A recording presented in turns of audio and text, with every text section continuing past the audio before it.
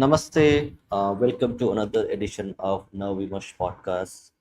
So today we have a panel discussion where we're going to discuss a video from Upward by Mr. Ashish Thar, and also we're going to discuss the video he has talked about game theory, history, and democracy. And as the title suggests, correct, a Hindu civilizational question. In more than one scenario, one case, we are maybe in a very distinct juncture of political history of India, where since 2014 we have seen a Hindutva surge, the so-called Hindutva surge. People have many opinions on this, whether it's a Hindutva surge or not. Many people also talk about 2014 as the real date of Indian independence, where the Hindus were unshackled from the bondage of communism, bondage of Brown Sahib. So, in that context, it's a very important point in time, point in juncture. It's 2025, 25th January 2026 that we are here. And I think a lot of people already know about the UGC fiasco just happened. There's a lot of talk about in the social media primarily, and also it has jumped also to mainstream media. Politicians, academics, businessmen, activists are talking about the UGC fiasco. But okay, no problem. So our panel is just fixing their sound equipment. Till then, let me give a context. So, what is this Hindu civilizational question? Game theory, Hindutva, and democracy. These are like they don't look like related questions, correct? What is civilization, and what it has to do with game theory? What it has to do with Hindutva, and what is about democracy? They are all not very related words, and they have their different meanings. But how they are related? So we are going to discover this. So we are going to play the video. Let me show you the video. Share the screen. And we also have one more guest joining us very soon. So it's going to have an interesting discussion. And we also have a presentation for the audience itself. So do stay tuned. Do like, subscribe, and share our content, and support us if you can by becoming a member or helping us. The QR code is there, so you can donate to us, because on your donations, on your help, we run this channel. So this is the video: Game Theory, Hindutva, how democracy has trapped Hindu society in a political Nash equilibrium. So people who are not familiar with the Nash equilibrium, a Nash equilibrium is part of game theory. So, but we are going to talk about in general terms. We also have our a panel who has some knowledge about it. So we're going to talk about it. And let me get the presentation ready. It's not. And we're going to decode this with real life examples. Okay. I might agree, the panel might disagree. That's absolutely fine. That's how things work. But it's important to have our opinion and share it with people who then again can agree or disagree on the chat or coming to a live podcast and talking about it.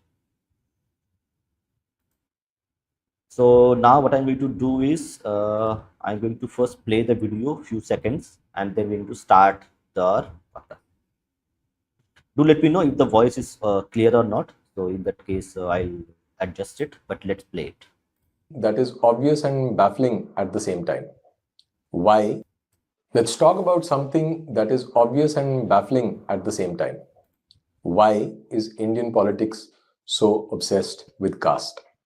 And why is it getting worse?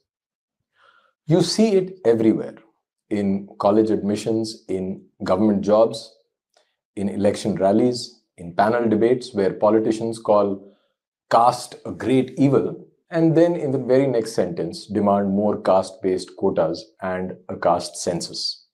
The same people who call caste oppressive weaponize it in every parliament session like clockwork. A recent UGC notification for institutionalizing procedures to deal with discrimination in Indian universities is just one more symptom of this deeper sickness.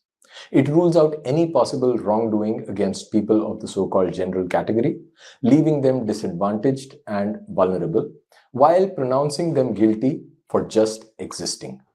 Politicians talk about New India, Viksit Bharat, Vishwaguru, and then go back to the colonial script of destroying the social fabric of this country. In this video, the plan is simple. Okay, Shastri, you want to have the first go, and or would you want me to go through the presentation first, and then we will? Go through the presentation first, then we will talk. Yeah, that will make a little bit more clarity. Okay, no issues. So this is the presentation. Actually, you can let me go through the video first. Whatever you want, whichever way you want. Like I think we'll start with the video, then we'll go through the presentation. I think. Okay, so whenever you want me to stop the reaction and start the presentation, just let me. So I'll do that. That's good. Okay, then let me just put it. I need to remove this.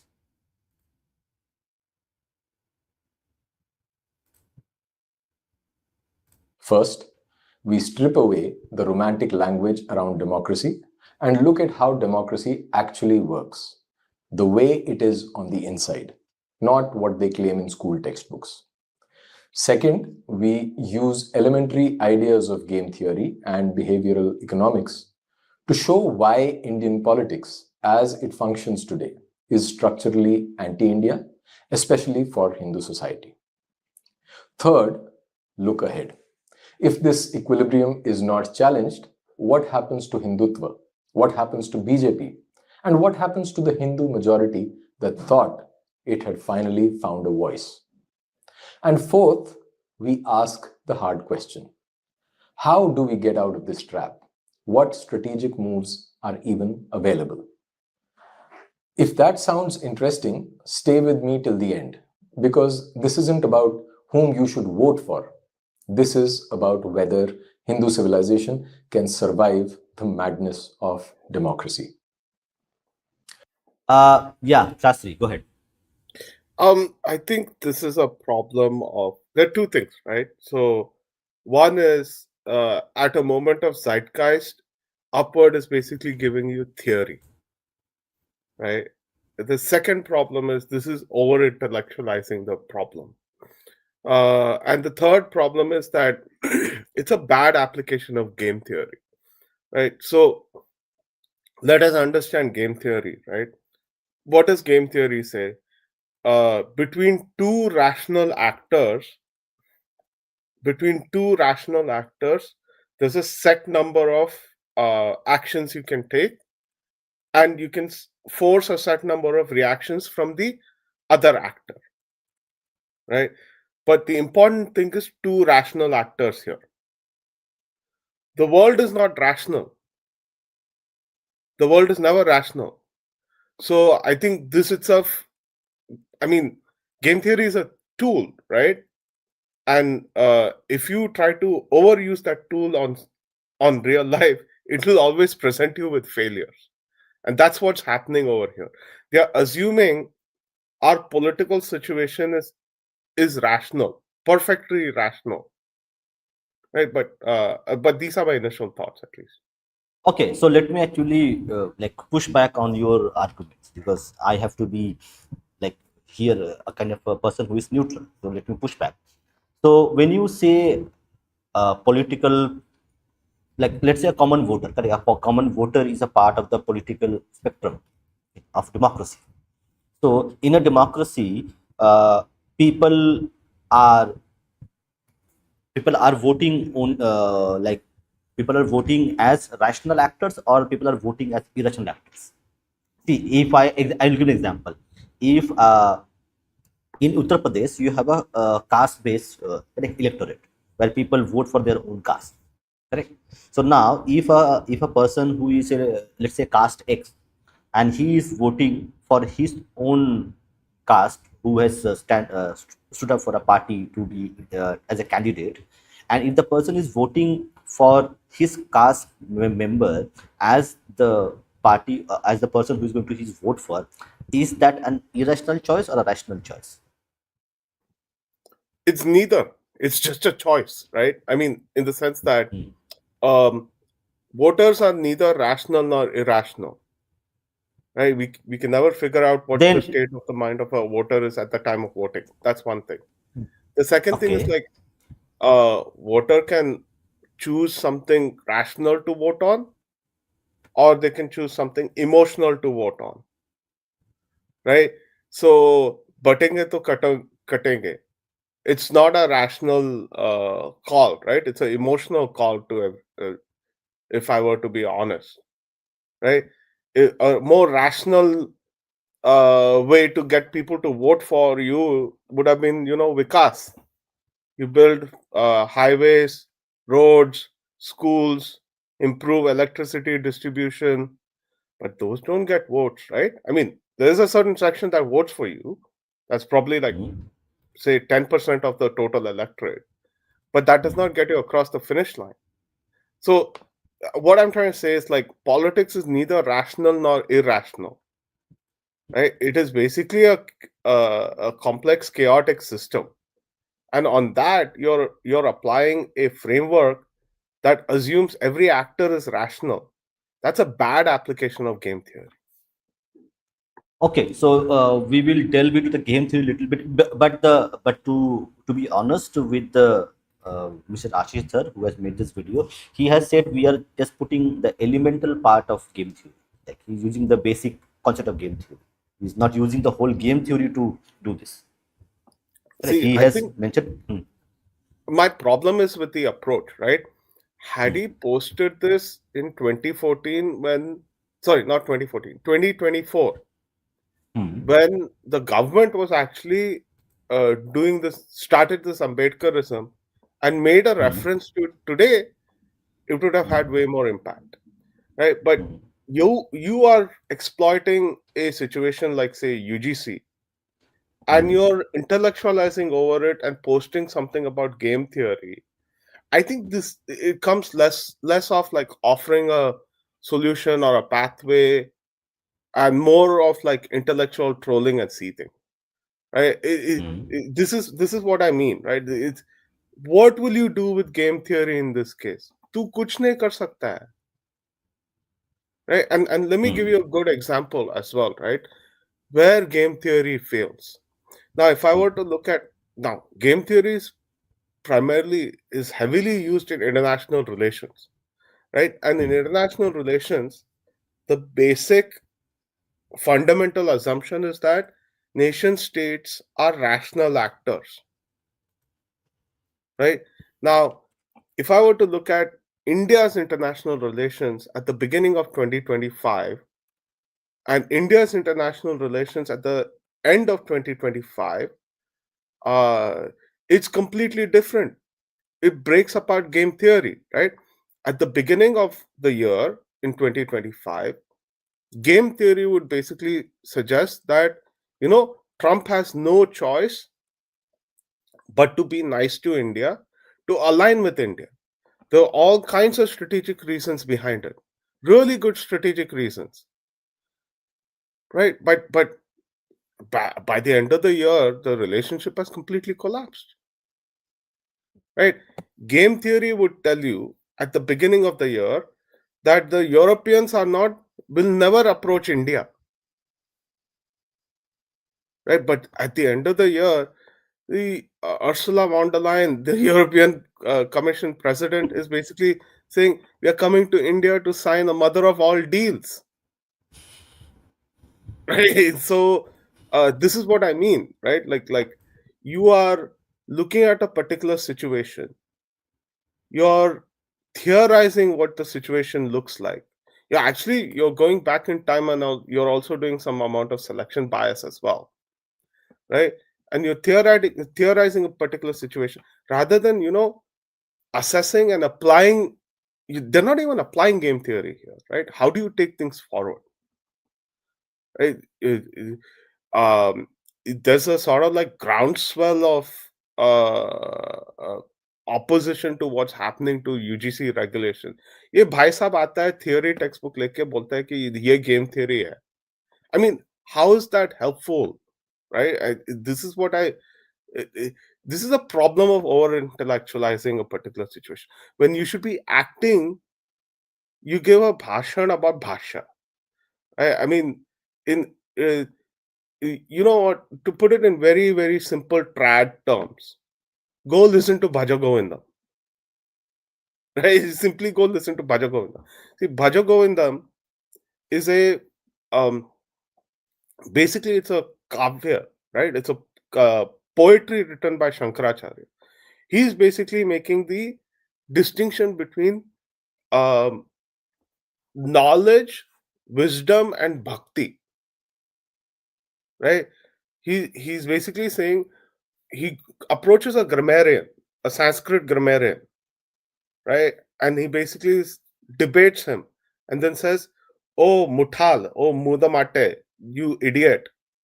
Everything is not about rules and grammar, right? There is something called as wisdom, which comes from applied knowledge, right? And if you want to basically attain through true jnana or bhakti, you have to apply that knowledge." That is one of the interpretations of Bhaja Govinda. I'll leave it at that. Okay, fine. So let's continue hearing this. It's very interesting. So audience, do share your comments as well. What you think? Part 1: How democracy really works, not how we are told it works. We are taught to treat democracy like a religion. Regular elections, peaceful transfers of power, rule of law, people's will, the usual phrases. Question any of this, and you're instantly labeled anti democratic, authoritarian, fascist. Pick your favorite slur. Is that correct, Shastri? That we treat democracy as a kind of another religion which is sacred and all the rituals cannot be violated, even one. So is that something which is you agree? No, it's not, right? Like, I mean, uh people don't treat anything sacred in India.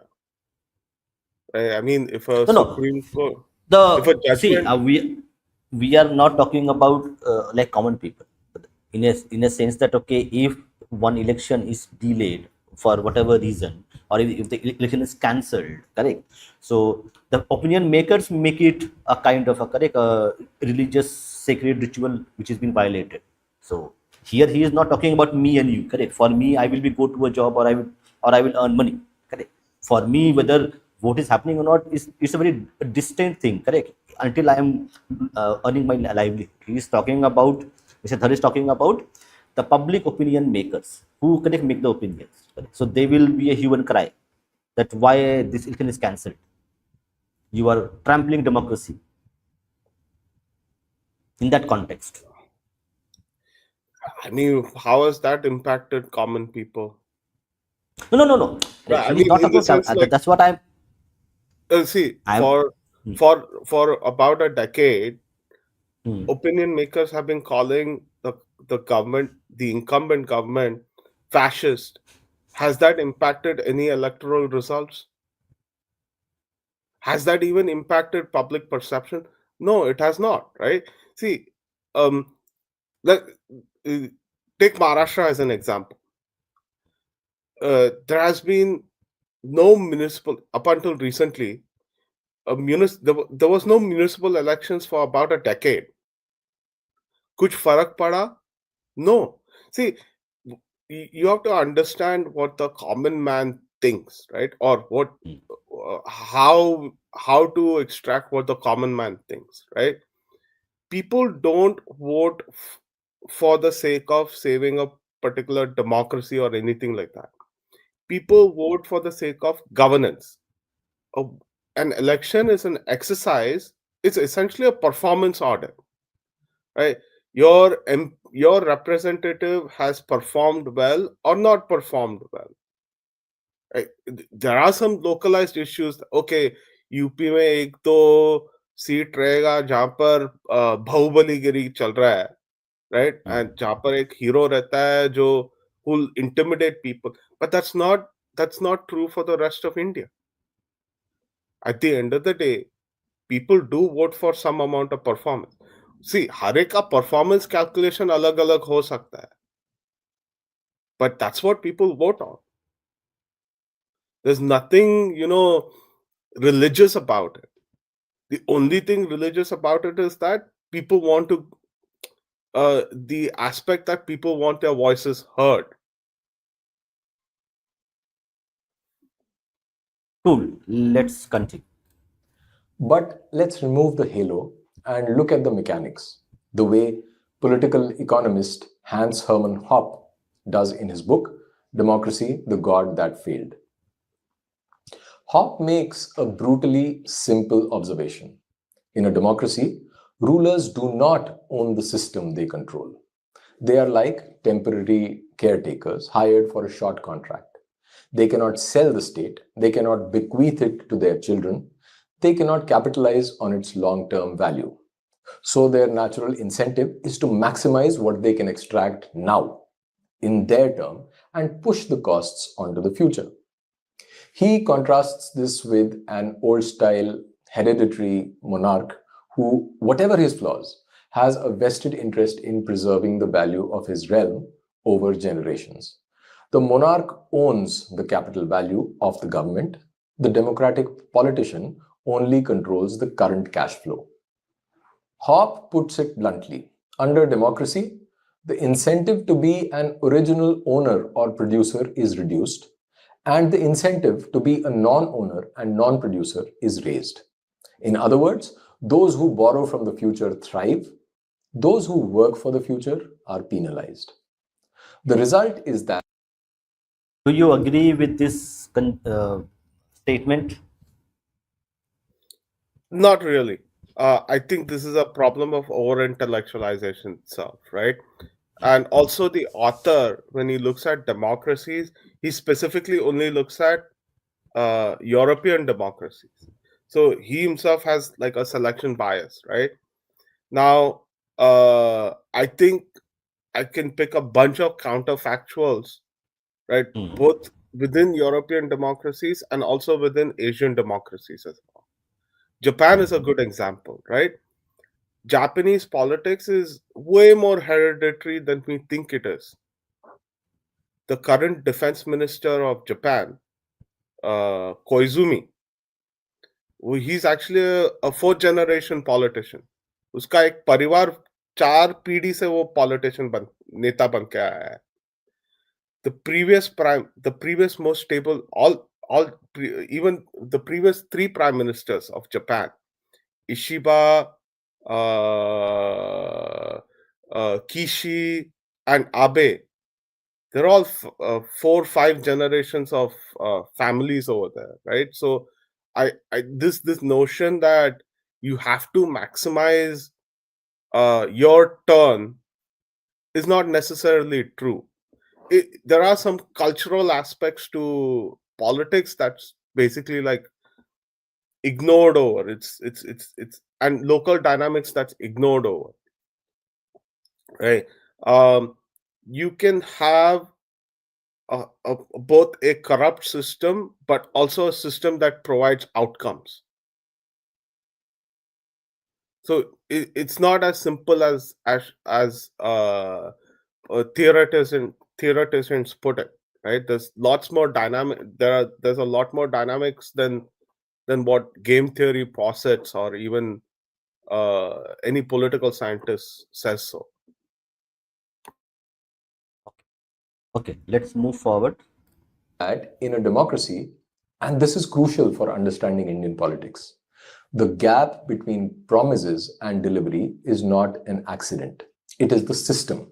It is baked in. In a democracy, candidates seek votes by offering promises. Once elected, many discover that they lack the authority, capacity, clarity, political freedom or institutional support to actually fulfill them. This creates a paradox. Admitting their inability to deliver would undermine the legitimacy of democratic governance itself and could provoke public panic or disorder, not to mention This the is not opposition true. taking your place. Okay. Imagine Okay, tell me why it is not true. This is not true. I think like people have a very good sense of what the capacity of the government of India is, right? Like they're not. Oftentimes, what will happen is, let's say the government wants to pursue a strategic project. People would strongly question, does the government have the capacity to pursue those strategic projects even today, right? The other thing you need to understand is also it's that um, the perception gap, it's not a static thing. It's not a static thing, right?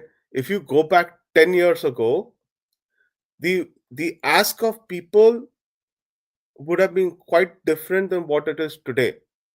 Today, nobody's asking for toilets. Nobody's asking for uh, building new roads. Nobody's asking for electricity connections, right? Their aspirations have changed. What they're asking for is, भाई toilet बना दिया, मुझे पानी चाहिए.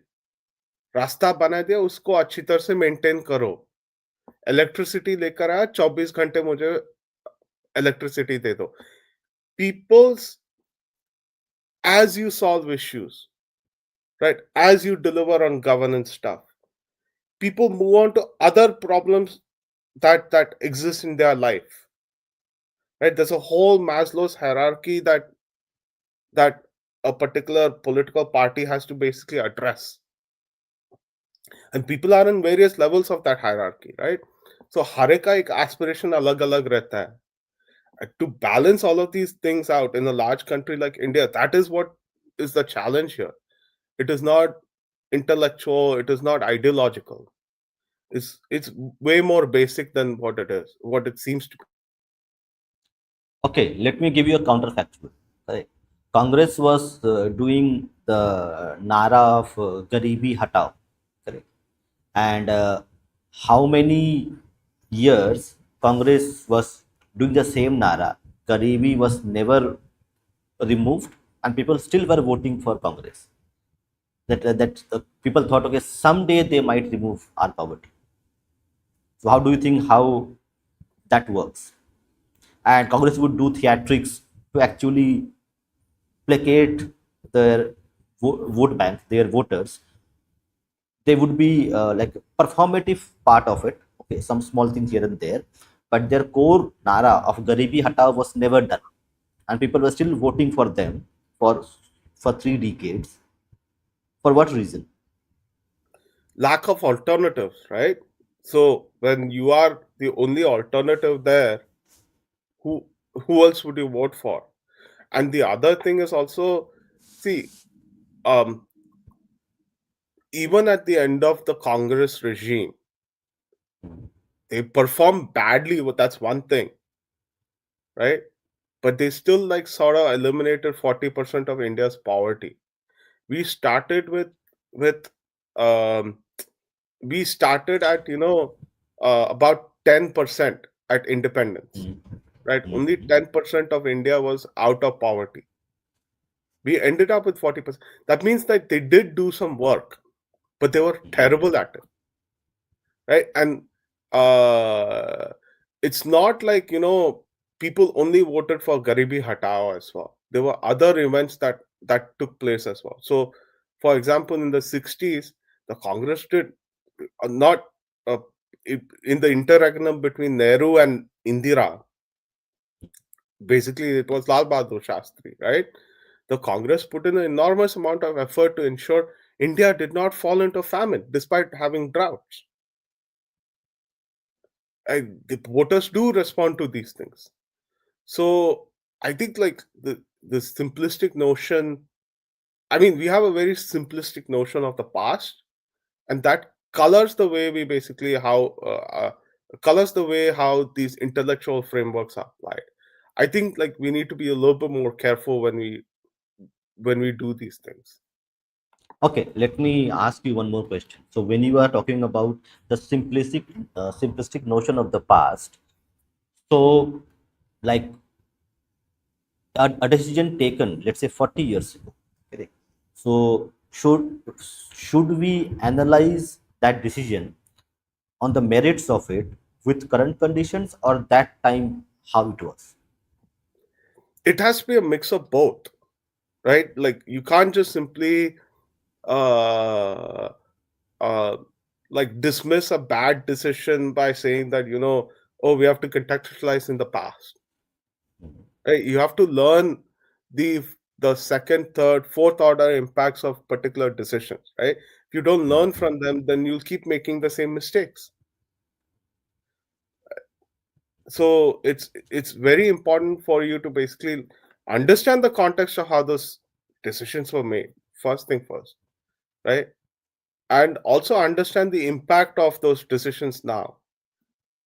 Because here's the problem, right? Like if you don't understand the context of the past and you try to basically reverse a particular decision, the backlash and the backfall would be way more severe than what it was at that point. What was the situation at that point in time?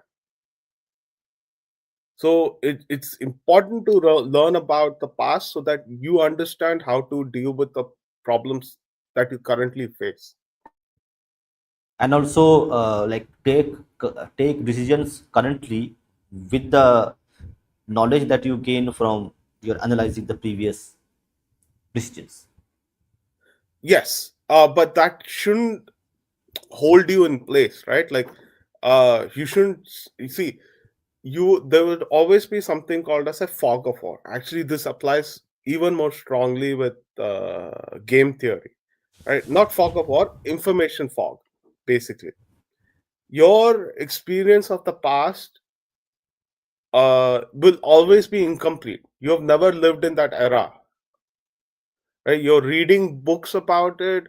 You're probably reading some economic statistics about it, maybe some biographies. You're reading some archives, listening to some audios, but you're not living in that era. You're not experiencing that past, right? So you will always have a gap in what your information looks like. Your analysis should not be one. It should basically be like your analysis should sort of account for it, but you should not uh uh like make it hold it back, hold you, or rather you should not wait for that perfect analysis saying that mere paas data nahi hai, right? So it's more art rather than science. Yes, okay, so let's continue, then we'll continue our discussion as well. Imagine the Chief Minister of Delhi openly telling citizens that they must accept hazardous pollution and the risk of severe lung disease because the government is powerless to act. Such candor is politically impossible. As a result, politicians tend to resort to distraction or symbolic gestures instead of substantive solutions. Why? Because every democratic government faces the same perverse choice. Should I focus on short term populism that gives me visible gains before the next election? Or should I invest in long term structural reforms whose benefits will show up after I am out of power, if they show up at all? Hobbes' answer Again, is merciless. Yeah. Dhar makes the same mistake, right? He's basically saying it's a binary choice between long-term structural change and short-term politics. That's not how any prime minister or any chief minister of India has acted. They've always had a mix of both, right? Okay, let me be very frank on this. What was the choice? What was the thinking behind Mr. Nehru mandating? I don't. I maybe get the person wrong. Mandating population control for one community and leaving the other community to produce as much as possible. What was the logic behind that from that politics perspective, politics? I see. I think that would have been a ideological position for him. But No, no. see, It was still a see, what kind of see, political compulsions was he making? What kind of logical decisions he was making at that time? I What don't was know. going This in is his what mind that see, I don't know. I mean, I have to read through the archives, right? This is what I mean by information gaps. But again, like if I look at just the base, the the situation at that point in time, uh, an average Indian was having a family of six, hmm, right? hmm, So basically, two plus six kids. You're hmm, producing about our average fertility rate was about 5.5%. Sorry, hmm, 5.5 per woman, right? hmm, He made the strategic choice of basically saying that, you know what, this is unsustainable. We need to bring it down to something much more sustainable. hmm, hmm. Right? He did But why? his he But did why his only he for a yeah? But why only for us? Only for a one community, not for others. I don't know. I mean, this is also short termism, right? You could interpret it as his short term popularism, because his entire basis was basically like some Hindus and all Muslim votes, Hmm, right? I think this theme will come back later when we do the presentation as hmm, well. hmm, But hmm. that Yeah. was his polit. See, every politician in India has a certain kind of I'll political I'll formulation, right? I will just interject here. So when you are Mr. Thar is talking about correct that a politician, the way the democracy functions, correct, it is incentivizing short termism against long term strategic policy, because long term strategic policy. Example: when Mr. Vajpayee came into power, he launched correct the Golden Quadrilateral project to connect four metro cities: Chennai, Kolkata, Mumbai, Delhi via highways. And that highway and that time as well, the date might be here and there. At same time itself, they had actually initiated a project called DFC, Dedicated Freight Corridor, which would create dedicated rail lines which would connect Chennai, Mumbai, Kolkata and Delhi. So there were rail tracks where only the cargo trains, Malgadi, which is called cargo trains will run, and so that the other tracks will be reserved for passengers. So the passengers will not have any issue, and for the commerce, for the industry, for the economy, you will have a dedicated track which will take goods from one place to another via the DFC. That project they knew would take, for roads it might take 5 to 10 years. For DFC it took 35 years to be completed, or maybe not 35, maybe 20 plus years. DFC is still going on in terms of phase by phase projects. So Vajpayee did this strategic choice they made, and in a they failed drastically, and they lost the elections. So the short termism that is he is talking about, correct, that's actually reality. That if you're a political party and if you invest your political capital in long term projects which will going to give fruits to the later generations, that political party is certain to lose. We are still eating the fruit of both the nuclear deal and Mhm. also the 1997 Pokhran nuclear tests. Mhm. Both were strategic. nuclear Both were deal was done Nuclear deal was done by UPA era, correct? yeah, right. Manmohan Singh basically gave away all political capital to ensure the deal happened. You need to realize one thing is that at the But time when Manmohan Singh, what was okay? What was in for Manmohan Singh to do that deal?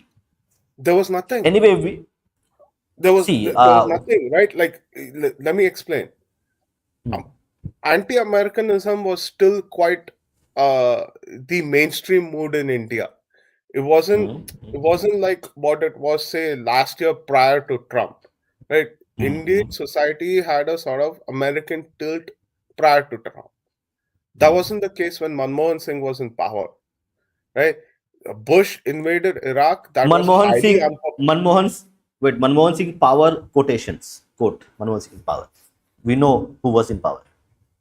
Either which way, he expended political capital for that, right? Hmm. After the nuclear deal, he became absolutely lame duck. Hmm. उसको कुछ करने नहीं दिया उसके बाद, right? He staked his entire political capital on that deal. We have to acknowledge that bit.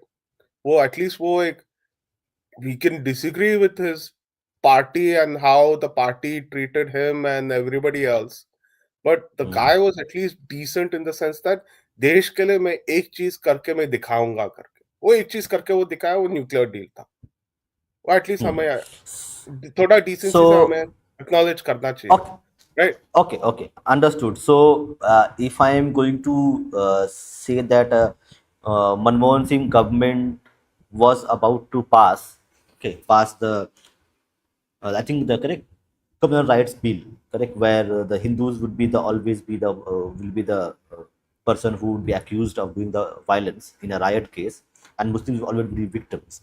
So we are going to forgive him for all his five bad things and take one thing and say, okay, he was a good person. Is that the No, argument, this is what, or no, this is what I mean by making binaries out of where the binaries should not hmm, exist. You have to castigate him for everything else, but also hmm, acknowledge the fact that he got the nuclear deal right. Right? So, and again, this comes back to my original point. hmm, Every politician in India, right? Every mass leader, anybody who's reached a position of power in India, whether it's a chief minister or a prime minister, they've always had a mix of populism and a bit of strategic policy, right? hmm, You can, I let me give you the worst example, DMK, right? Let me give you the worst example out of this, DMK.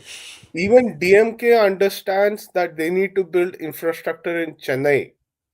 hmm, Even for projects, they know that they might not see its completion by the end of their term, hmm.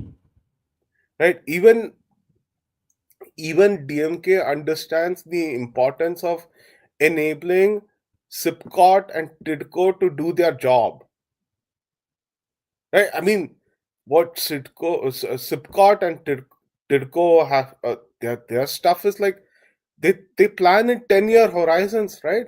10-15 year horizons. आज infrastructure में बना रहा हूँ so that factories 5-10 years down the line can basically avail it, right? From No, building an industrial park, from building an but they are hold actually on, hold on. projecting it, correct? They are projecting it. No, no, Okay, I am building this infra. Your sons and your daughters and your generation will get jobs. So they are getting some okay, political that's capital out still, of it. no, that's still strategic thinking, right? They're not thinking in terms of the next election. See, there's a certain cost to it as well. I mean, think about it. So uh, for any money that I allocate to SIPCOT is less money that I can give away for welfare. अभी तमिलनाडु में elections चालू हो गया है, right? ADMK is already out there saying that um, क्या बोलते हैं, ओ मैं तुझे टीवी दे दूंगा करके. Where's that money coming from? Right? I mean, it's like every politician in India, irrespective of which party they are in, they have a mix of populists. They have to satisfy their base supporters, and they also have to have some strategic. Also have to um, uh, get some strategic outcomes. That has always been the case.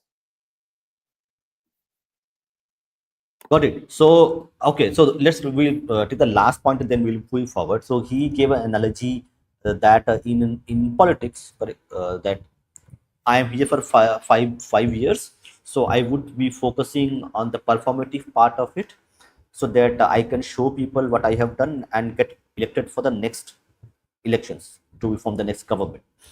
The incentive to do long term thing is less. So overall, you are always going to be behind your promises. Come again? I'm saying that in a democratic framework, a politician is there for 5 years. So he would always be underperforming what he has promised, because that's the how framework actually works. Because it is not possible to deliver what he is going to promise. You're assuming that people's needs are static. As you solve issues, the needs change. What people want changes. What they aspire also changes. Right? Like No, they no, will see no. a What I mean to politician say, will always have to.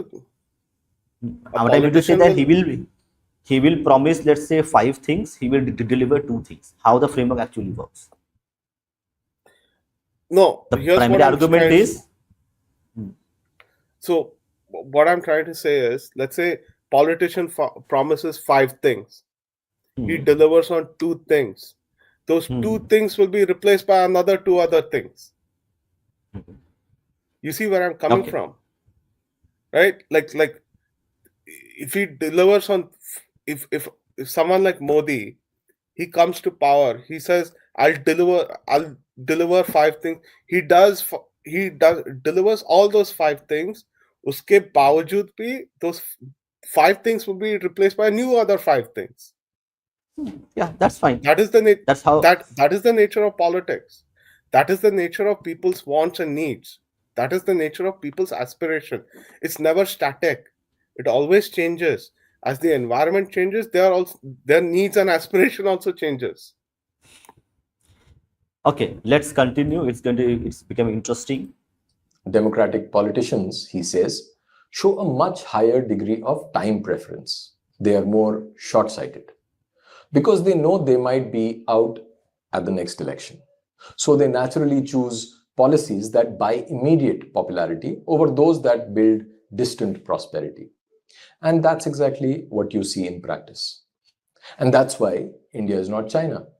And that's why India, unlike China, cannot think in centuries or even decades. Big, tough reforms that would actually change incentives in the economy, in education, in judiciary, in bureaucracy, those get postponed, diluted, or buried in committees. Meanwhile, loan waivers get announced overnight, quotas get expanded with one cabinet decision, a new scheme with catchy acronyms are launched every few months. Statues, memorials, awards, and days are declared at zero political cost. A leader comes to power on the promise of transforming India. Once inside, he or she discovers a harsh reality. The distance between what you can say and what you can actually do is often unbridgeable. So, what do? You quietly move from cause to symptom. You give up on deep surgery and switch to cosmetic surgery.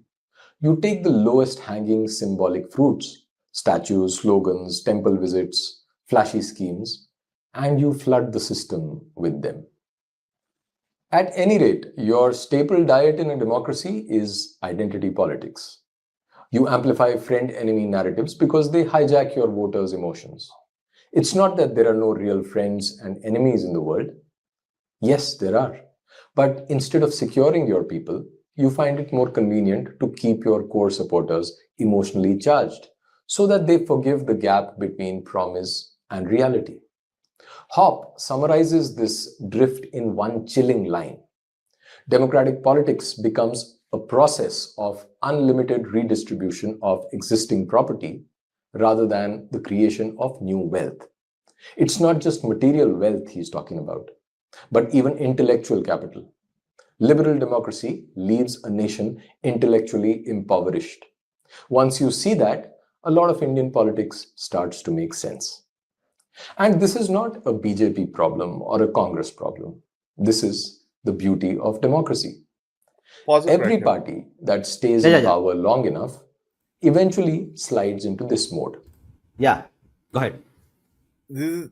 He is again over intellectualizing the entire thing, right? Like, if again, this is again a bad application of game theory, right? This is my fundamental argument, is that none of what he's saying is not wrong, but it's just a really bad application of a theory that he poorly understands.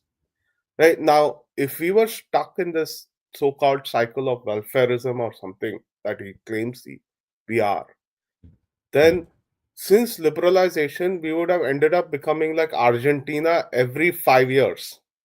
Hmm. Have we ended up in that situation? No, right? See, and the other thing is, welfareism in India has become a, if I were to apply Dhar's this analysis, then I would probably say in India we've been welfareism has become a खानदानी issue, right? 4 पीढ़ी से हमारे घर पे welfareism चल रहा है, but that's not the case, right? We would have still been stuck with the socialist system had we applied Dhar's game theory onto extended Dhar's game theory since independence. But liberalization हुआ, क्यों हुआ, कैसे हुआ? I mean, that's the thing, right? There was a certain equilibrium in politics up until 1990s, but that equilibrium got turned on its head. We are not socialist anymore. Our country, our Are we? government is not socialist. Are are we okay? Just to be on my, I take create. I'll take my like opinion. Like I give my opinion. The Indian society is not socialist, but the governance, administration, and the nature of state is socialist. That's my opinion. You can disagree. Yeah, no, I agree. Like, see, we haven't gone through the entire process of desocializing, right?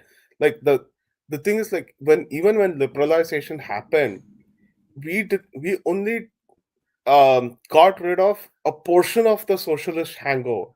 We said we'll get rid of license Raj, labor छोड़ दिया, electricity छोड़ दिया, infrastructure छोड़ दिया, agriculture छोड़ दिया.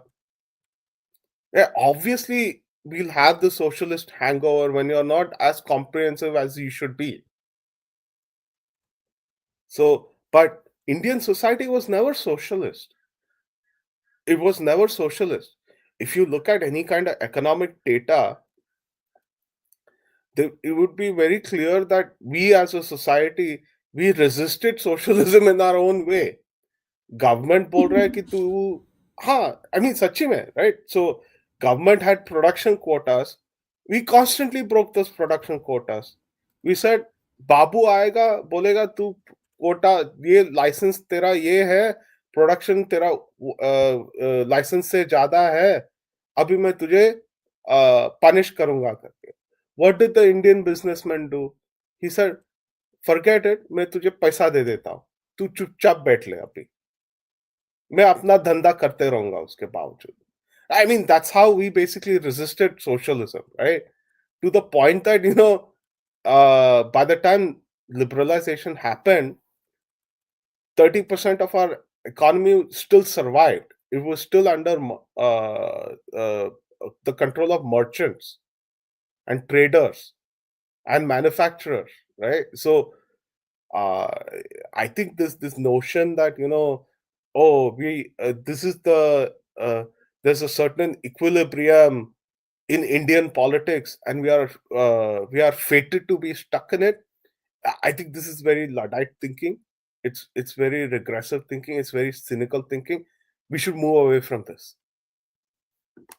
Okay, let's also we move forward. Policy is reduced to tokenism. Providing solutions to real problems is substituted by storytelling. Instead of freeing Hindu temples from state control, you start building temple corridors to boost tourism. Okay, let's we have like in Hindi we call dukti rag. We have hit a dukti rag. So is it the job? I'll reverse the question itself. Is it the job of the government to initiate the process of, let's say, government of India says, I am inviting people from all Hindu sects, all Hindu panths, okay, to come forward with your opinions, your frameworks. How do you want the Hindu temples to be run by their own communities? Or is it the other way around, that the Hindu communities would go to the government and say, okay, we want our temples to be freed. Now, this is our proposal. Look at it. We want this done. Whose responsibility it is from your perspective? Both, both, both people, Both. right? I mean, yeah, society has to see. You cannot disconnect the state from society, and you cannot disconnect society from the state. I Yeah, will just stop actually, you here. I'll just stop you here. Okay. Sorry for the interjection. So when you are saying that Indian society is not disconnected from the administration or the state, to tell me practically how even people who are like we call so called educated people, how many people know how the government functions? and see, that's not the point, right? Like there will that always is be a that is certain. a there no, I'm talking about the large, that is my perception, I might be wrong, large section of uneducated, so called educated people have effing no idea how the state works. That is called disconnection, in my opinion. No, that's not what I mean by disconnection, right? So Okay. what I mean by disconnection is, let me rephrase that a little bit. The separation of duty between society and state is an illusion. Mhm. The duties between of a state and the duties of a society are basically one and the same thing. They feed on each other. They Mhm. provide feedback to each other. State engages in some changes. Society uh, maybe accepts a portion of that changes, incorporates it, and then tells the state some of the other changes are not workable. And the state, if it basically wants to retain any amount of legitimacy, would basically take those feedback to heart and come up with a solution, right? Sometimes it can be the other way around. Society can basically demand a certain kind of change from the state enacts those changes, and that might have a transverse effect on society itself. So this notion that, you know um, uh, that the state should only respond to what the society demands, or that Mhm. the state should enact changes in society is false. It's a false illusion. It's a false dichotomy. That's where I'm coming from. Mhm. Okay, so let's give a counterpoint. In India, probably every road that we walk when we leave our houses will have some potholes and in bad condition. Correct? The you have lived in India, you know. Correct. So every road would be have some kind of issues. How many people go to their corporator and ask why this road is not fixed? Plenty, a lot do, right? I mean, let me give you the example of Mira Bhayandar, right? There's a particular section of road in Mira Bhayandar, uh, that society, um, where that road exists, they refused to vote, and that immediately got the attention of all three levels of government at the same time. Now, there's a backstory towards it. Um that a couple of years prior to the elections itself, that society reached their corporator. Corporator said this road is not your municipal corporation road, it's owned by the state agency. So they went to the MLA. The MLA said, no, no, no, we need, they gave some other reason or something like that. And the society escalated to the MP, right? So these kinds of things always happen. It's not that, people are not aware or unaware. It's more or less that, who's willing to do the work, who's willing to make that work with the state and the entity called the state and its bureaucracy. Yeah, but what you quoted an example, correct? Is that a common thing or an exception? No, it's quite common. I think we have this false If notion. See, go I ahead. think we have this false. See, our society is organized in a very different way, right? Um, Mm-hmm. we have this a certain section of society in Indian society. A certain section exists where the people who solely work with the government to fix things. We call them fixers, Hmm. right? अपना क्या होते हैं और agents करके when you Hmm. I don't know how RTO is these days, but in the past when you went to a RTO to get your driver's license, you had to go meet an agent first. The Hmm. agent will explain how the process works, and then he'll fix the entire thing so that usko tu paisa dega, and then he'll put all the fixes in the right places in the process so that tujhe driver's license mil jayega. Hmm. Right? So we have these kinds of agents in every section of society in India, and not, and the other thing is like हर एक को हर detail का पता चलने की जरूरत नहीं है. Hmm. You will always find people in you will always find people in society, a large section of people in society who have no understanding of how the political system works. That is always the Hmm. case. That there'll always be that 20-30% who will be like that. Hmm. But what's more important is that uh, are they able to engage with the sections with their society who can actually talk to the right people to get the fixes in?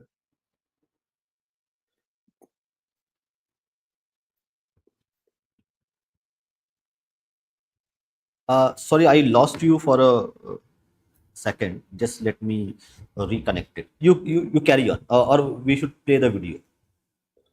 I mean, I've made my arguments against the video Okay, in let's depth. continue it. Let's continue. Part 2, Anti-incumbency and the long narrative arcs of Indian politics. This built-in short-termism creates another feature we all see but rarely analyze properly: anti-incumbency. Indian journalists imagine anti-incumbency as voter mood swings. Public is fickle, log mood badal dete hain, etc., etc. But there is a deeper logic. It's not just that people get bored, it's that democratic regimes are structurally incapable of closing the promise delivery gap. Over time, the myth collapses under its own weight. And when that happens, politics doesn't just change leaders, it changes narrative eras. Since 1947, you can think of Indian politics as moving through a sequence of big narrative arcs, each lasting Let roughly me 20 to 30 years. These just hold narrative on. arcs are embedded in Again, the entire problem with him is his framing, right? He thinks of this gap as being a static thing. It's not a static thing, it's a sliding window, right? Every time you fix an issue, another issue crops up. Just take the infrastructure space, for example, right? 5 years ago, every infrastructure bro on social media was basically doing JJK of every infrastructure project that Modi government was implementing on the ground, right? It didn't matter what the alignment was. They were just doing simple JJK of every project that was being implemented. Today, the same guys, they've gone beyond implementation. They're basically saying, "Ha, alignment or highway banana theek hai, but there are other things also you need to fulfill."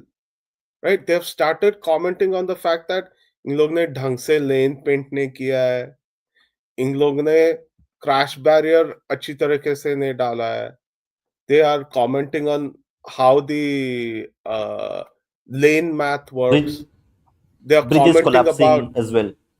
No, not even, see, not even bridges collapsing. Bridges collapsing is a failure, right? I'm talking about already implemented successful projects, right? They're commenting about, oh, मैं चलाते समय ride smooth नहीं है, right? They're not talking about the fact that हाँ, सरकार ने मस्त expressway बनाया, वो बड़ी बात है, उसके लिए मैं जय जयकार करूंगा करके. They have moved on to other things, right? Go on YouTube, watch Drone Man's videos, right? Go back in the past, watch his video about how he talks about Samruddhi Mahamarg when it opened up. When it just opened up, when the first phases opened up between Nagpur and Nashik. I watched his video about a week ago where he talks about the same section today. His entire framework has changed, right? He doesn't say, oh yeah, मैं नागपुर से मुंबई में 8 घंटे में पहुंच सकता हूं. He doesn't talk about the fact that, he can drive at 200 kilometers per hour in certain sections of the highway. वो clearly बोल रहा है कि हाँ, ये सब ठीक है, but road quality is like not up to par. Right? He says like, oh, जगह जगह पे इन लोग बैरियर बना के रखे because they have to repair the road. See, you see what I mean? Like the what people want from a government is not static. It's basically a sliding scale. As you solve problems, new problems get injected and new expectations get set in place. Now, today, people don't just simply expect a government to just build a highway, a road, or or build a or make enable job employment or whatever. They're looking for other things as well. They're looking for the quality of the build, right? So this is my basic problem with Dhar. He's like basically assuming everything is static. ऐसे नहीं है. Short termism. See, it's easy to, and this is what I mean by he's over intellectualizing things. Okay, so let's continue. In the all-pervading and therefore rarely noticed phenomenon of democratic propaganda. First came the Nehruvian era. Secularism, planning, scientific temper, socialism, the idea of India as a modern nation state. Whatever you think of it now, it was a powerful narrative for its time. Then, as that model ran out of steam, you see the early stirrings of caste politics. The Mandal Commission and its implementation in 1990 did not come out of nowhere. It was a response to an entrenched Congress system that had stopped delivering material gains to large sections of the population, but kept feeding them empty slogans. Mandal reservations exploded onto the scene. For a brief period, the axis of Indian politics tilted decisively towards caste-based mobilization.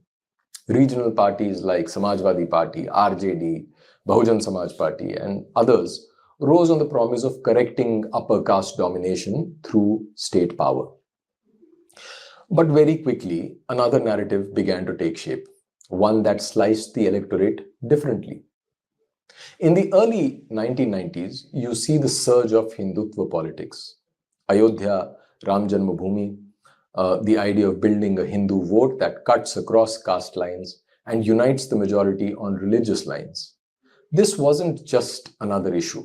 It was a direct challenge to both Nehruvian secularism and Mandal-style caste fragmentation.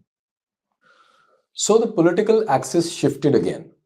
After some coalition chaos and a corruption-heavy UPA era, the BJP came to power in 2014 with a blended narrative. Development plus decisive Hindu assertion. Sabka Saath, Sabka Vikas on the one hand, and a clear signal that the Hindu majority would no longer be permanently shamed or sidelined. And for a while...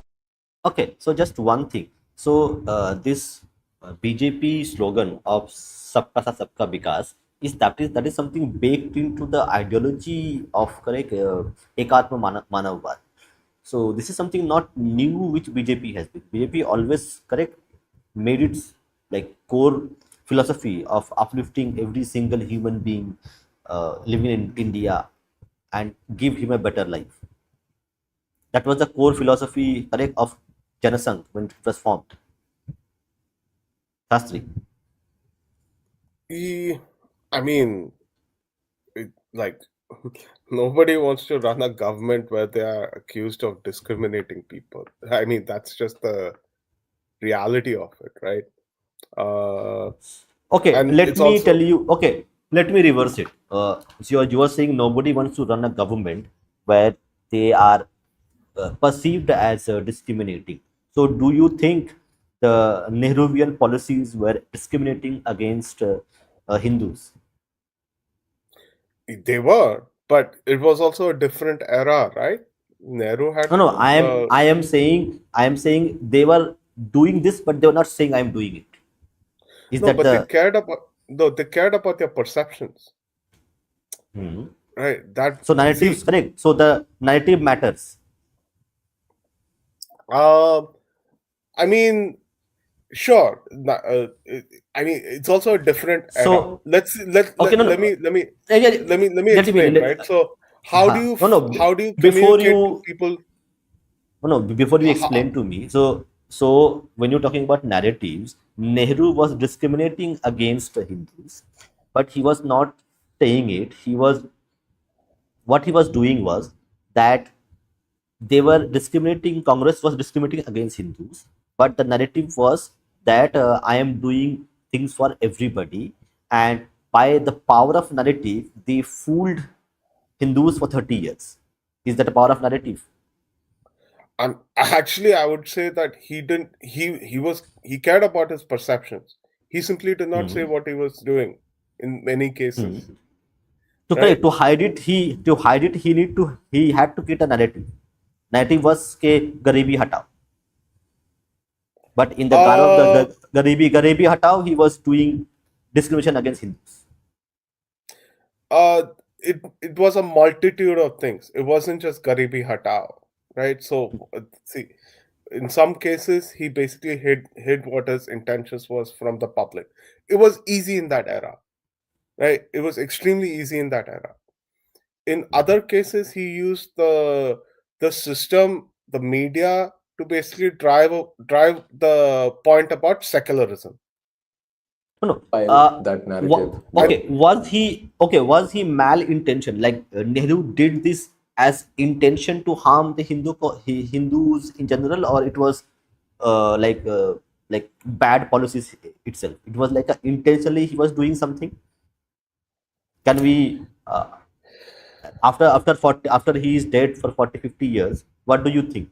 Was Nehru Congress was intentionally harming Hindu interests because he wanted to do them and he was camouflaging them via narratives? What do you think, your opinion? I think if Nehru was alive today, he would probably say, I had no malintent, to be honest, right? But do you Uh, think, in your opinion, say action speaks larger than words, correct? Louder than words. Actions. His actions were his actions harmed Hindus, correct, for almost 3 decades. Okay, and then he would say, "I was so innocent that I did not know this would have a like correct population control bill." Correct. Was Nehru that dumb to figure it out that if Hindus were having two babies and then one and a half babies, and other communities were having 3 or 4 babies, correct? By 50, 60 years, it would shift the demographic. Was he that innocent, or was he that incompetent to understand his policies would have a long term impact on the Indian demographics? I would come about it from a different perspective, right? So the Hmm. thing is like, what I'm trying to say is that, you should really analyze what led him to think in a certain way, Mhm. right? Like what led him to think in a certain way, and then assess whether the goods and the bads of that line of thinking, Mhm. right? This is why I don't want to attribute any kind of malice to him, but rather Hmm. put fault at his way of thinking. Hmm. So if Nehru were, just to be honest, coming back to what I said, if Nehru were alive Hmm. today, he would say, Hmm. I wasn't being malicious. Hmm. I was trying to modernize in Hindu society. Hmm. The problem is his modernist thinking or his modernist framework, which he Hmm. sort of monopolized, right? He basically Hmm. said, I will dictate how modern Hindu society would look like. Hmm. And That he did not drove realize, to and he did not realize that, there won't be a Hindu left after 100 years because of his policies. maybe he didn't care enough, right? Like that's the thing, right? So his entire modernizing, you see, if you read his works, his Hmm. entire we would all be in agreement in saying that he sounds more like a colonizer than he does a Hindu. Or to Yeah, quote he was a brown Manu Saheb, Joseph, correct. no, no, Hmm. no. To quote Manu Joseph, he's basically an amateur Indian, right? Hmm. So Manu Joseph recently um, wrote a rather very striking and I would say like a surgical strike on this entire Nehruvian thought uh, Hmm. by by simply saying that they are amateur Indians. They are Indians by skin, Hmm. uh, but they're not in and Indians by their taste of food, but by Hmm. everything else they're not Indian. Hmm. So Nehru was that kind of a person, right? So he his entire his entire schooling was in basically like sheltered. वो उस जमाने में Hmm. Motilal के time पे he went to a boarding school, one of the best in Hmm. British India. Hmm. Then after that, his father made arrangements, and then he went to Cambridge to do his legal degree, where he bumped into a bunch of socialists. I mean, his entire formative years was in Cambridge among a bunch of socialists, Hmm. Fabian socialists, actually. Hmm. So, uh, he, So he Fabian socialists did not want to reform the so-called Abrahamic people, but Fabian socialists wanted to reform the Hindu people. I see the entire. I'll put it this way: Hmm. Fabian socialists, and Fabian socialism comes from the idea that um, that before you get to um, and before you get to an equal society, you need to have a form of enlightenment, Hmm. right? So that means you have to basically disconnect religion from public life and political life completely. Yes, yes, but only for one community. That again, I want to understand the logic behind that. Why would Right, you right. make So a so Hindu code bill and leave the other side in the dark ages? For what reason? yeah, so here's the thing, right? So uh the notion that Nehru held was that Hindu society itself had to go through an enlightenment process. So he had to First, basically first, disconnect. first. Hmm. Yeah, had to go through an enlightenment process first before he Hmm. can basically modernize. So his entire basis of basically um sort of like upending Hindu society, as you might like to characterize it, comes from that Hmm. basic thought. Is that Hmm. oh, Hindu society has not had its enlightenment moment yet. But why not the same thing for other panths? What was That's the his. why he had to exclude others? Like he was not empathic enough for other people. Like correct triple talaq example. Triple talaq is a very bad thing. What Nehru thought, okay, okay, let Muslim women suffer triple talaq. I will deal with them later. Let's first fix Hindu society. Is that I think that's Fabian socialism looks like? no, but I also think that's a failure of the broader Congress, right? I mean, to be honest, like everybody in the Congress was like, "Why are you leaving Muslim society behind?" They were unable to put pressure on Nehru to basically say, nay, we should include Muslim society as well. There was enormous pressure. वो किया नहीं, वो अभी उसके लिए अलग सा एक PhD रिसर्च ही करना बाकी है actually, to be honest. Like you need another J side Deepak just to inspect Nehru and his choices. Cool. We have also have Anand joined us. Anand, would you like to share your thoughts or So sorry, I was so late. I had stuff at home. no? No problem. You need to pay me fine. Fine दे तो मिट No, जाएगा. what have we covered till now? Let's look at that Ah, first. we correct the video we are covering. So we are just trying to like fetch talking points and like understand where is coming from, and we are trying to like make our points as well. See, Okay, I do one still thing. didn't We will look at watch it. We will watch it, and then you can share your opinion. perfect. Worked spectacularly well. Part 3. Hindutva has harvested its low-hanging fruits. Fast forward to now. Most of the big symbolic promises of Hindutva have been fulfilled or neutralized. Ram Mandir, done. Article 370, effectively removed. Pakistan terror narrative, overused. The image of a decisive strongman taking on the old Lutyens' order, established, then routinized. In other words, the low-hanging fruits, the kind of symbolic moves that a democracy is good at, have been harvested. What remains on the Hindutva wish list are not easy gestures, but deep structural questions.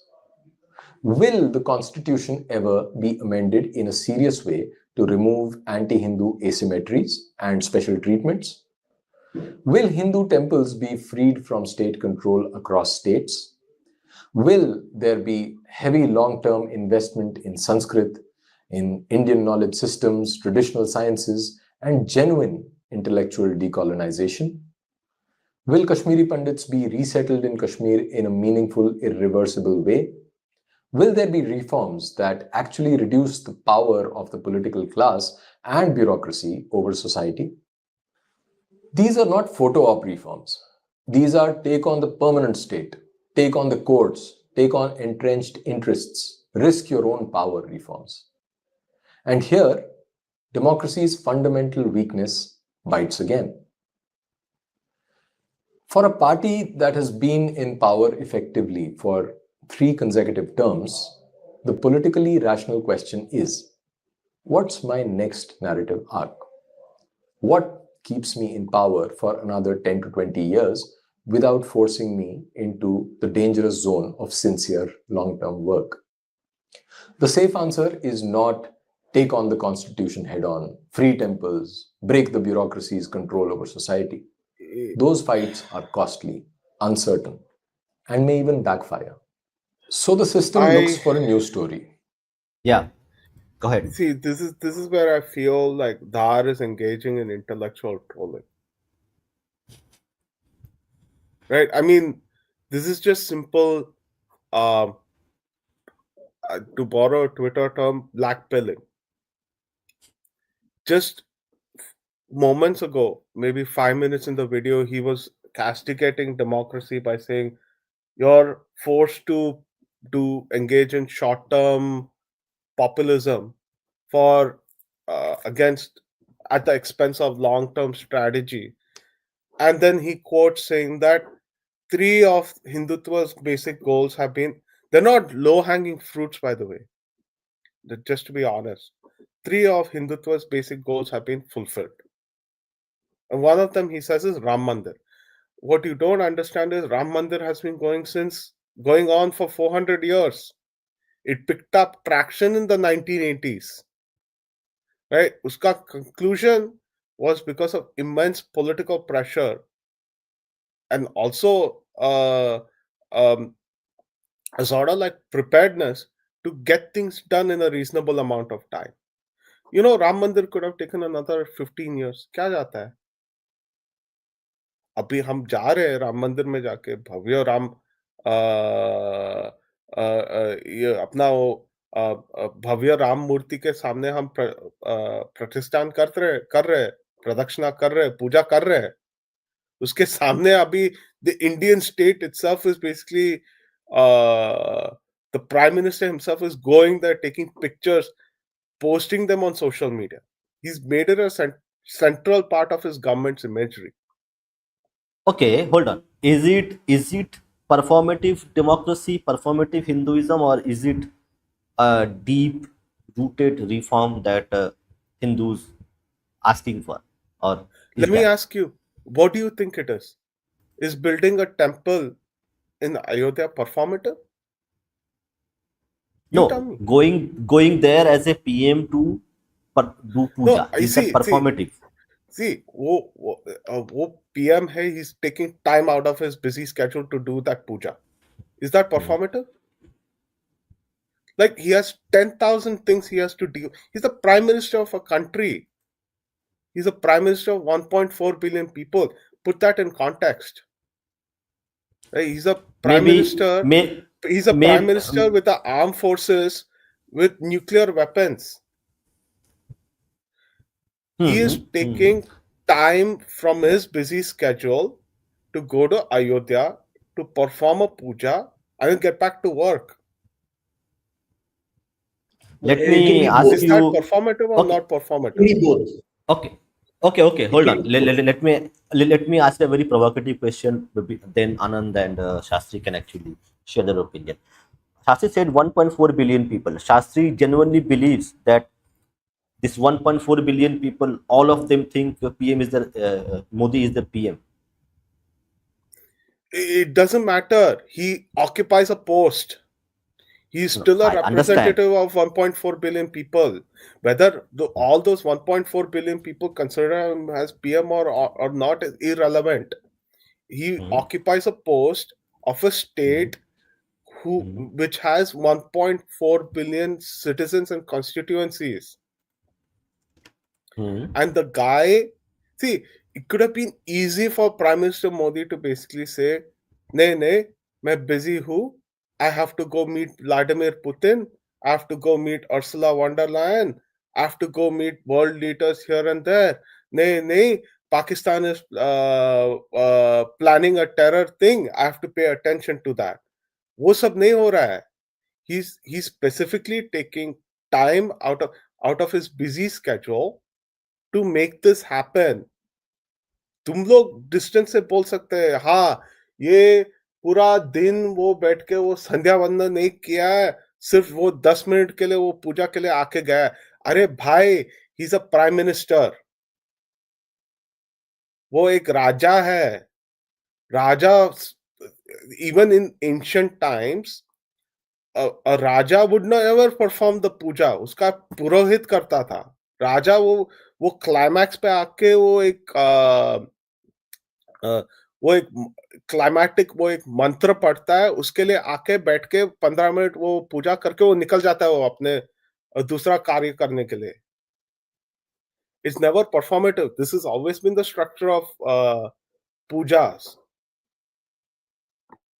I got think it. again a little distracted. I would like to look Yeah. at the more fundamental thing that Dhar is asking. Okay. First Hmm, thing. hmm, So it can be both. So it can be substantive and performative at the same time, and both sides can see the performative in it and they can see substantive in it. But I do disagree with Shastri on this. Is that he doesn't need to do it. He has to do it because it gets him political points, and it is required for his campaign. Let's be clear. He's getting something out of it. Modi is getting something out of it. He's getting political dividends from it. If he didn't was not getting out of it, he would not be doing it. That we have to be honest about the realism of a politician. Second thing, I don't think it is trivial that Dhar is asking. Have these three things have been achieved? What else of substance is left? And the big thing of most substance that the Hindutva community has not achieved is unity of jatis. I am sorry, but they have not achieved it. They've not even gone 5% into that direction. They've not done the work, the hard work that's required of bringing the hate and the disagreement and the and the burning dislike at the ground level out of the population and bringing them into a how to say agreement that we are working together for a common goal. That has not been done. The performance, and that this is the performative part, playing this card, that card, this community card, this jati card. I understand in politics is required, but if your moral goal is to bring unity of jatis, you have not even started on that path yet. I So I that just is want to very say one honest. thing. No, let me Sorry. finish. Okay, let You be Anand honest. finish. Okay, let Anand finish, and then Hasti can respond. You have to be honest with the fact that you have not done the hard work of uniting the jatis together to say we may have our individual identity, but it doesn't mean we have to hate and dislike each other, and we don't have to be at odds with each other. We have to work together in our different ways to bring unity for purpose for the Hindu community, and that's not been done. I'm sorry, that's just not been done. The armed services has done a better job at uniting the jatis than the government of India, in my opinion. Thank you. Yeah, Yeah, but Shastri, and then again, Bida will respond. Okay, okay, Shastri, go yeah, ahead. but I think Dhar is also the wrong person to come about and say that, we have not done anything to unite jatis. The guy has, from his strat positions, always insisted on a separation between jatis rather than unity of jatis. So I think it's a No, but little too. no, Hold that on, is hold on. fine. I Then think I think it's a why is little. Dhar? No, but why is Dhar the outsider? But what this Mondal, the Mondal that they have what's his name? For his name again, keep forgetting his name. That doctor. Dilip Mandal. Dilip Mandal. Why is Dilip No, Mondal being brought into the BJP's inner center? That's my point. so If you're talking about no, people who are divisive, then no divisive people should be in your inner center. Keep only the people who are unifiers. That's my point. no. What I'm trying to say is Dhar is just pointing fingers. He's not presenting any solution here. The Of course second he is. Of course second he's pointing criticism fingers. of my Of second course. criticism of Dhar is just this horrible application of game theory. He's over intellectualizing uh, in a situation where you should not be over intellectualizing. You should be at least coming up with some form of solution, a pathway forward. वो नहीं कर रहा है वो. Right, this is where my basic criticism comes from. And then on top of it, hold on, one more thing, right? Just I think you just came in a little bit late, but if you go back, say 5 minutes into this video, he says whatever BJP has done so far is short-term populism, and he simply dismisses that, okay, Ram Mandir is short-term populism, some other thing is short-term populism, tackling Latvians is short-term populism. Are har cheez short-term populism hai to then what is strategic, what is long-term thinking then, right? I mean, somewhere you have to basically uh, objectively assess whether you're being fair on the subject or not. He's not doing that. That's my basic argument here. But he doesn't have to be fair. No, he's not part of the ecosystem. See, the problem is we're No, expecting he is the part. See, criticism. he is part He's of the not. broader ecosystem. He No, has when I a said he's certain not part of the responsibility ecosystem, you're of saying being fair. he's the reason the problems are occurring. You're saying he's not part of the ecosystem. You're saying he's part of the No, he problem. is. Right? He's being problematic within as being a participant of the ecosystem, right? See, let me contrast this Dhar with Harshal Mehta, Okay. right? Look at the difference in how each of them approaches the same problem. Harshal Mehta is not he's not a Raita guy. He's actually pakka trad. Look at the way he approaches UGC versus how Dhar is approaching UGC. Dhar over here is overtly is engaging in excessive intellectualism. Harshal Mehta, on the other hand, is going out there saying, "Hey, here's the regulation. Hey, do you know anyone? Hey, do you know people? Do you know anyone on the inside who can say who drafted this? Hey, do you know anyone who can get me in touch with Dharmendra Pradhan? Hey, you group, put pressure on Modi ji. Hey, you group, hey, we as a people, we should get Pradhan fired." Like, this is what it means to act rather than intellectualize over a current zeitgeist. But everyone doesn't have the ability to act. Some people have the ability to intellectual, some people have the ability to act. I mean, if you don't Everybody can't has just the give absolute choice. time. No, everybody has the choice to act, right? And I'm saying Dhar is making the bad choices here. He Yeah, could have stayed silent. that's a valid No, no, criticism. no. Hold on. He could have stayed silent, or he could have changed the topic, right? One way he could have changed the topic was basically saying that here is the history of Dharmendra Pradhan. Here is his abject failures. We need to get rid of him. What does he do instead? What does he do Okay. instead? He comes up Okay. with Let me Okay. game understand. theory and then You're says, saying, oh no. He comes up with game theory and then says, this is our fate. This is stupidity.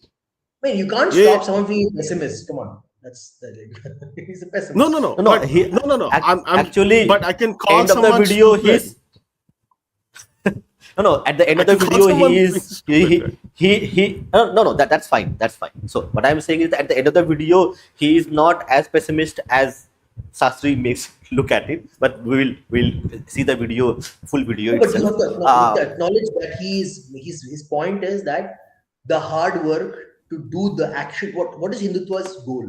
Hindutva's goal is not to build the Ram Mandir. Hindutva's goal is to नहीं नहीं यहाँ unite पे the I have to country. Interject ये नैश नैश पे बात चल रहा था Nash so I have a equilibrium. few points here हाँ I Huh, think we'll go to Ashish the Dhar details, but there's one no point I need to detail make. नहीं the essence that so Shastri ji was saying so, okay so first of all namaste everyone Namaste. and yeah thank you so basically yeah I think technically matlab, okay I think this Ashish Dhar he's not going to too much technicality but I think even if he's not being technical, he's what he's saying about game theory is essentially right. And there is no wrong in the statement of his about the statement of the problem itself or about the outcome that he's presenting here. Because first of all matlab it is again it is not a so there are two kind of Nash equilibrium. One is static Nash equilibrium, another is dynamic Nash equilibrium. And clearly voting election public policy these sort of things, right, at least when you have like non-cooperative players like Congress and BJP, it comes under, and obviously it comes under dynamic Nash equilibrium because obviously there are like a multi-period multi-iteration sort of game that is going on here. So technically, he's right. I don't think he's saying anything wrong here, Shastri. Now, for the multi-period dynamic Nash equilibrium, he's actually predicting that okay, it will be a for Hindus it will be a lose-lose scenario जहाँ पे कांग्रेस और BJP दोनों ही ये card खेलने लगे हैं cast card खेलते खेलते बेसिकली पूरा जो मतलब हिंदू सोसाइटी है वहाँ बेसिकली कास्टिस्ट डिवीजन आ जाएगा and it will be sort of lose lose for Congress as well as for BJP and for the Hindus as well. सो यहाँ पे मुझे नहीं लगता कि उसने कोई जो आउटकम एटलीस्ट गेम थ्योरी से प्रेडिक्ट किया है वो गलत है दूसरे और एक टेक्निकलिटी ये था कि सो शास्त्री वाज सेइंग कि okay human beings are not rational agents so how can you predict कि ये जो मतलब what the chart that Ashish Dhar is showing does not make sense right now the point is here in that case you know obviously different people think in different way but again, to cover Nash equilibrium for such a big population, what you do in finance or in politics as well, when you do electoral calculus, these kind of things, you assume stochastic games. So in stochastic games, obviously you can assume a stochastic model for the game that each individual is going to play on behalf of this big organization, either BJP or Congress, right? So yeah, you don't need to assume कि भाई everyone will be rational under Congress or BJP in order for the game to make sense. So overall, I think the okay. So this guy did not go into that much deep, but the final chart that he has shown it is the equilibrium that you will get when you have the statement as per Ashish Dhar, at least. Matlab, as per his thesis, that will be the outcome. Because again, a rational person in that case will be a trivial stochastic scenario, जहाँ पे ये जो उन्होंने जो दिखाया कि अंत में जो सिनेरियो दिखाया, the pessimistic scenario, at least as per the statement of the problem, वो वहां तक ही पहुंचेगा. So I don't think there is any problem in technicality. अगर इंटेलेक्चुअलाइज कर दिया इस प्रॉब्लम को, there should not be a problem, because I mean that is what Prashant Kishor is doing and earning a lot of money and winning a lot of, I don't know, other political parties. I mean, BJP ने खुद ने ये सब use किया है. I don't know how much Prashant Kishore has used Nash equilibrium or stochastic games, but statement में तो कोई प्रॉब्लम है नहीं, ना ही कोई ओवर इंटेलेक्चुअलाइज किया गया है. दिस इज, आई थिंक, सही किया गया है. दूसरा पॉइंट ये है कि हाँ, इस पे पूछ रहे थे कि ये फिर किया क्या जा सकता है. मतलब बीजेपी जो चालू कर रहा है, ये जो यूजीसी कास्टिज्म, इससे कर क्या सकते हैं, हम लोग क्या कर सकते हैं. हम लोग, मतलब मेन मुद्दा वही है ना कि if we think about the dumbest question here, that is कि तो क्या कांग्रेस को वोट दे क्या, तो राहुल गांधी को पीएम बना दे क्या. और वहीं पे वो उसका जवाब मिल जाता है. जवाब ये है कि अभी हम लोग अगर वही बोलते हैं ना कि हम लोग क्या अभी तो स्ट्रैटेजी चेंज कर रहे हैं, हमारा तो गेम अभी तो खत्म नहीं हुआ है, जो आरफा कानून वाला है, जो भी था वो कोटेशन. हमें मोदी को हटाना है. मोदी हटाओ, बीजेपी बचाओ. अगर बीजेपी को खुद को बचाना होगा तो मोदी को हटाना पड़ेगा. This guy is a castist guy. I mean, as per his statement, his action, is a castist guy. वो बोला है कि जो जनरल कैटेगरी स्टूडेंट है उनके साथ हिसाब चुकता किया जाएगा. एक पीएमओ के ऐसा स्टेटमेंट अगर मान लो कोई दूसरा दे देता तो उसका तो अभी तक गला काट दिया जाता. कौन सा हिसाब चुकता करने का बात कर रहा है ये बंदा, किसके साथ इसकी. और बोल रहे जिसके माँ के साथ ये हुआ हो, जिसका ये माँ माँ बोल के रोता रहता है ये बंदा, जबकि इसको इसने जो अपनी माँ का जो जो अंतिम यात्रा है उसका फोटो ऑप बनाया इस बंदे ने. फॉरगेट अबाउट राम मंदिर. यस, राम मंदिर पे वो जाता है, दिस इज परफॉर्मेटिव एक्शन. और क्या हो क्या सकता है, राम मंदिर जाके तो कोई ऐसा पॉलिसी लेके तो नहीं आता है वहां से कि राम जी की तरफ से कोई ये पॉलिसी आ गया है, नहीं बोलता है ना वो. So this is a performative action. इससे उसको फायदा होता है, वो अभी तक उसको दोहन कर रहा है राम मंदिर जाना. और ये बंदा निहायती, मतलब इसको बहुत हम लोग झेल चुके हैं. ये बहुत दिनों से ये सब कांड किए जा रहा है, लेकिन अब इसे झेला नहीं जाएगा. मोदी हटाओ, बीजेपी बचाओ. और we have to put this slogan everywhere, because ये बंदा जो है, this guy is a very much self pumping, एक ऐसा बंदा है जिसको किसी से फर्क नहीं पड़ता. इसको जो करना है वो करेगा, और उसमें बीजेपी का ठप्पा आएगा.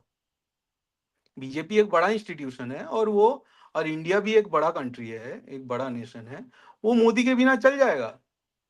ये जो हो रहा है इंडिया का, वो बोला जाता है मोदी आया इसलिए तो हमें बोलने का मौका मिला. नहीं, इंटरनेट आया इसलिए बोलने का मौका मिला. इंटरनेट के लिए बोलने का मौका मिला. मोदी कुछ एक्स्ट्रा नहीं किया है कि मैंने जो फर्स्ट अमेंडमेंट आया था उसको मैंने सुधार लिया या वापस ले लिया. फर्स्ट अमेंडमेंट वही के वही है. फिर भी हम लोग बात कर रहे हैं. हम लोग बात इसीलिए कर पा रहे हैं क्योंकि फर्स्ट अमेंडमेंट बोलता है कि इसकी वजह से अगर दंगा हो जाए तो शायद तुम्हें पकड़ा जाए. हमारी बातों से दंगा नहीं फैलता तो हम लोग बात कर पा रहे हैं. अगर दंगा जिस दिन फैलेगा, यहाँ से कुछ मान लो कुछ बात चला गया, दंगा हो गया, उस दिन हमें पकड़ पकड़ लिया जाएगा. तो फर्स्ट अमेंडमेंट तो वही के वही है. तो ये बोलना कि मोदी ने बोलने का मौका कर दिया है, नहीं, इंटरनेट का एक्सपेंशन हुआ है इसलिए हम लोग बात कर पा रहे हैं. लेकिन ये जो मोदी जो बार बार एक ही गड्ढे में बार बार इसको हम लोग माफ कर रहे हैं, ये सोच के अरे ये तो देश के लिए सोचता है, ये तो कुछ मोहन भागवत कहाँ कहाँ से, तो महाभारत से ये बंदा जो हंस और डिम्ब का जो एक मिथक, मिथक तो नहीं बोलूंगा, जो कहानी है वहां से इसने गेइज्म ढूंढ के लाया है कि हंस और डिम्ब डिम्ब दो भाई थे और वो गे थे. जबकि वो बिल्कुल ही एक मतलब सिंबॉलिकल स्टोरी है. ठीक है. इस तरह से अभी वही वही बंदा जो अपना आरएसएस का, उसी ने बोला कि भाई 2000 3000 साल से ये अत्याचार कर रहे हैं जो अपर कास्ट वाले लोअर कास्ट वालों पे. एक रिकॉर्ड दिखा दो मुझे जहां पे अपर कास्ट लोअर कास्ट पे एक रिकॉर्ड की ये लिखा गया है कि अपर कास्ट ने लोअर कास्ट के पे अत्याचार किया है. हमें उल्टा रिकॉर्ड मिलता है. हमें मेगास्थनीस का इंडिका जो है, ऑब्वियसली इंडिका का सेकेंडरी रिकॉर्ड मिलता है, बट इंडिका से जो वर्जन उठ के आता है उसमें ये लिखा गया है कि इंडिया में स्लेवरी नहीं है, इंडिया में सारे लोग फ्री है. ठीक है, इंडिया में स्लेवरी नहीं है। दूसरा, हमें 1850s में अंग्रेजों से मिलता है, मैं कोट कर दूंगा बाद में, यहाँ पे लिखा गया है कि अरे वहां पे ये फीवडम या फिर ये सब फ्यूडलिज्म ये सब चलता नहीं है, वहां पे कोई स्लेव नहीं है कि खेतों में काम करने के लिए वहां पे स्लेवरी अपनाना पड़ता है। सब लोग जो खेतों में काम करते हैं उनका अलग इज्जत है, and they are enjoying it in that society, Indian society, ऐसा रिकॉर्ड मिलता है हमें। तो ये जो मोहन भागवत हो गया या नरेंद्र मोदी हिसाब चुकता अभियान, या फिर 3,000 साल से ये चल रहा है, 3,000 साल से अगर गांव में कास्टिस्ट वॉर चलता तो एक भी गांव इंडिया में बचता क्या? Isn't it A common sense? ये कॉमन सेंस नहीं है? गांव में जाके देख लो कौन सा किसके साथ लड़ रहा है जात पात के नाम पे, कहां चल रहा है? हर एक गांव मर जाता ना फिर। कौन सा हिंदू रेजिस्टेंस की बात आती फिर? नहीं आ पाता ना। हाँ, ये मानना कि कुछ कुछ जो जातियां हैं उनका इकोनॉमिक कंडीशन खराब है क्या? हाँ है, बहुत खराब है उनका। वही तो अंत्योदय ये सब जो वर्ड यूज करते हैं, सबको आगे बढ़ाना होगा। बट ये अज्यूम करना कि भाई इनका इकोनॉमिक कंडीशन इसीलिए खराब है क्योंकि इनको एक्टिवली रिप्रेस करके रखा गया और इन पे अत्याचार किया गया, सबसे बड़ी बात इस तरह से प्रेजेंट किया जा रहा है जैसे ब्लैक लोगों के ऊपर यूएस में रेशियल डिस्क्रिमिनेशन और उनपे मारपीट स्लेवरी उनपे किया जाता था, वैसे स्लेवरी इंडिया में एग्जिस्ट करता था। ये जो बेसिक एजम्पशन ये बार बार बोल के फिर हिसाब चुकता, उसके माँ के साथ जो हुआ है वो हिसाब चुकता नहीं करेगा क्या? करेगा। मैं भी तो वही बोल रहा हूँ।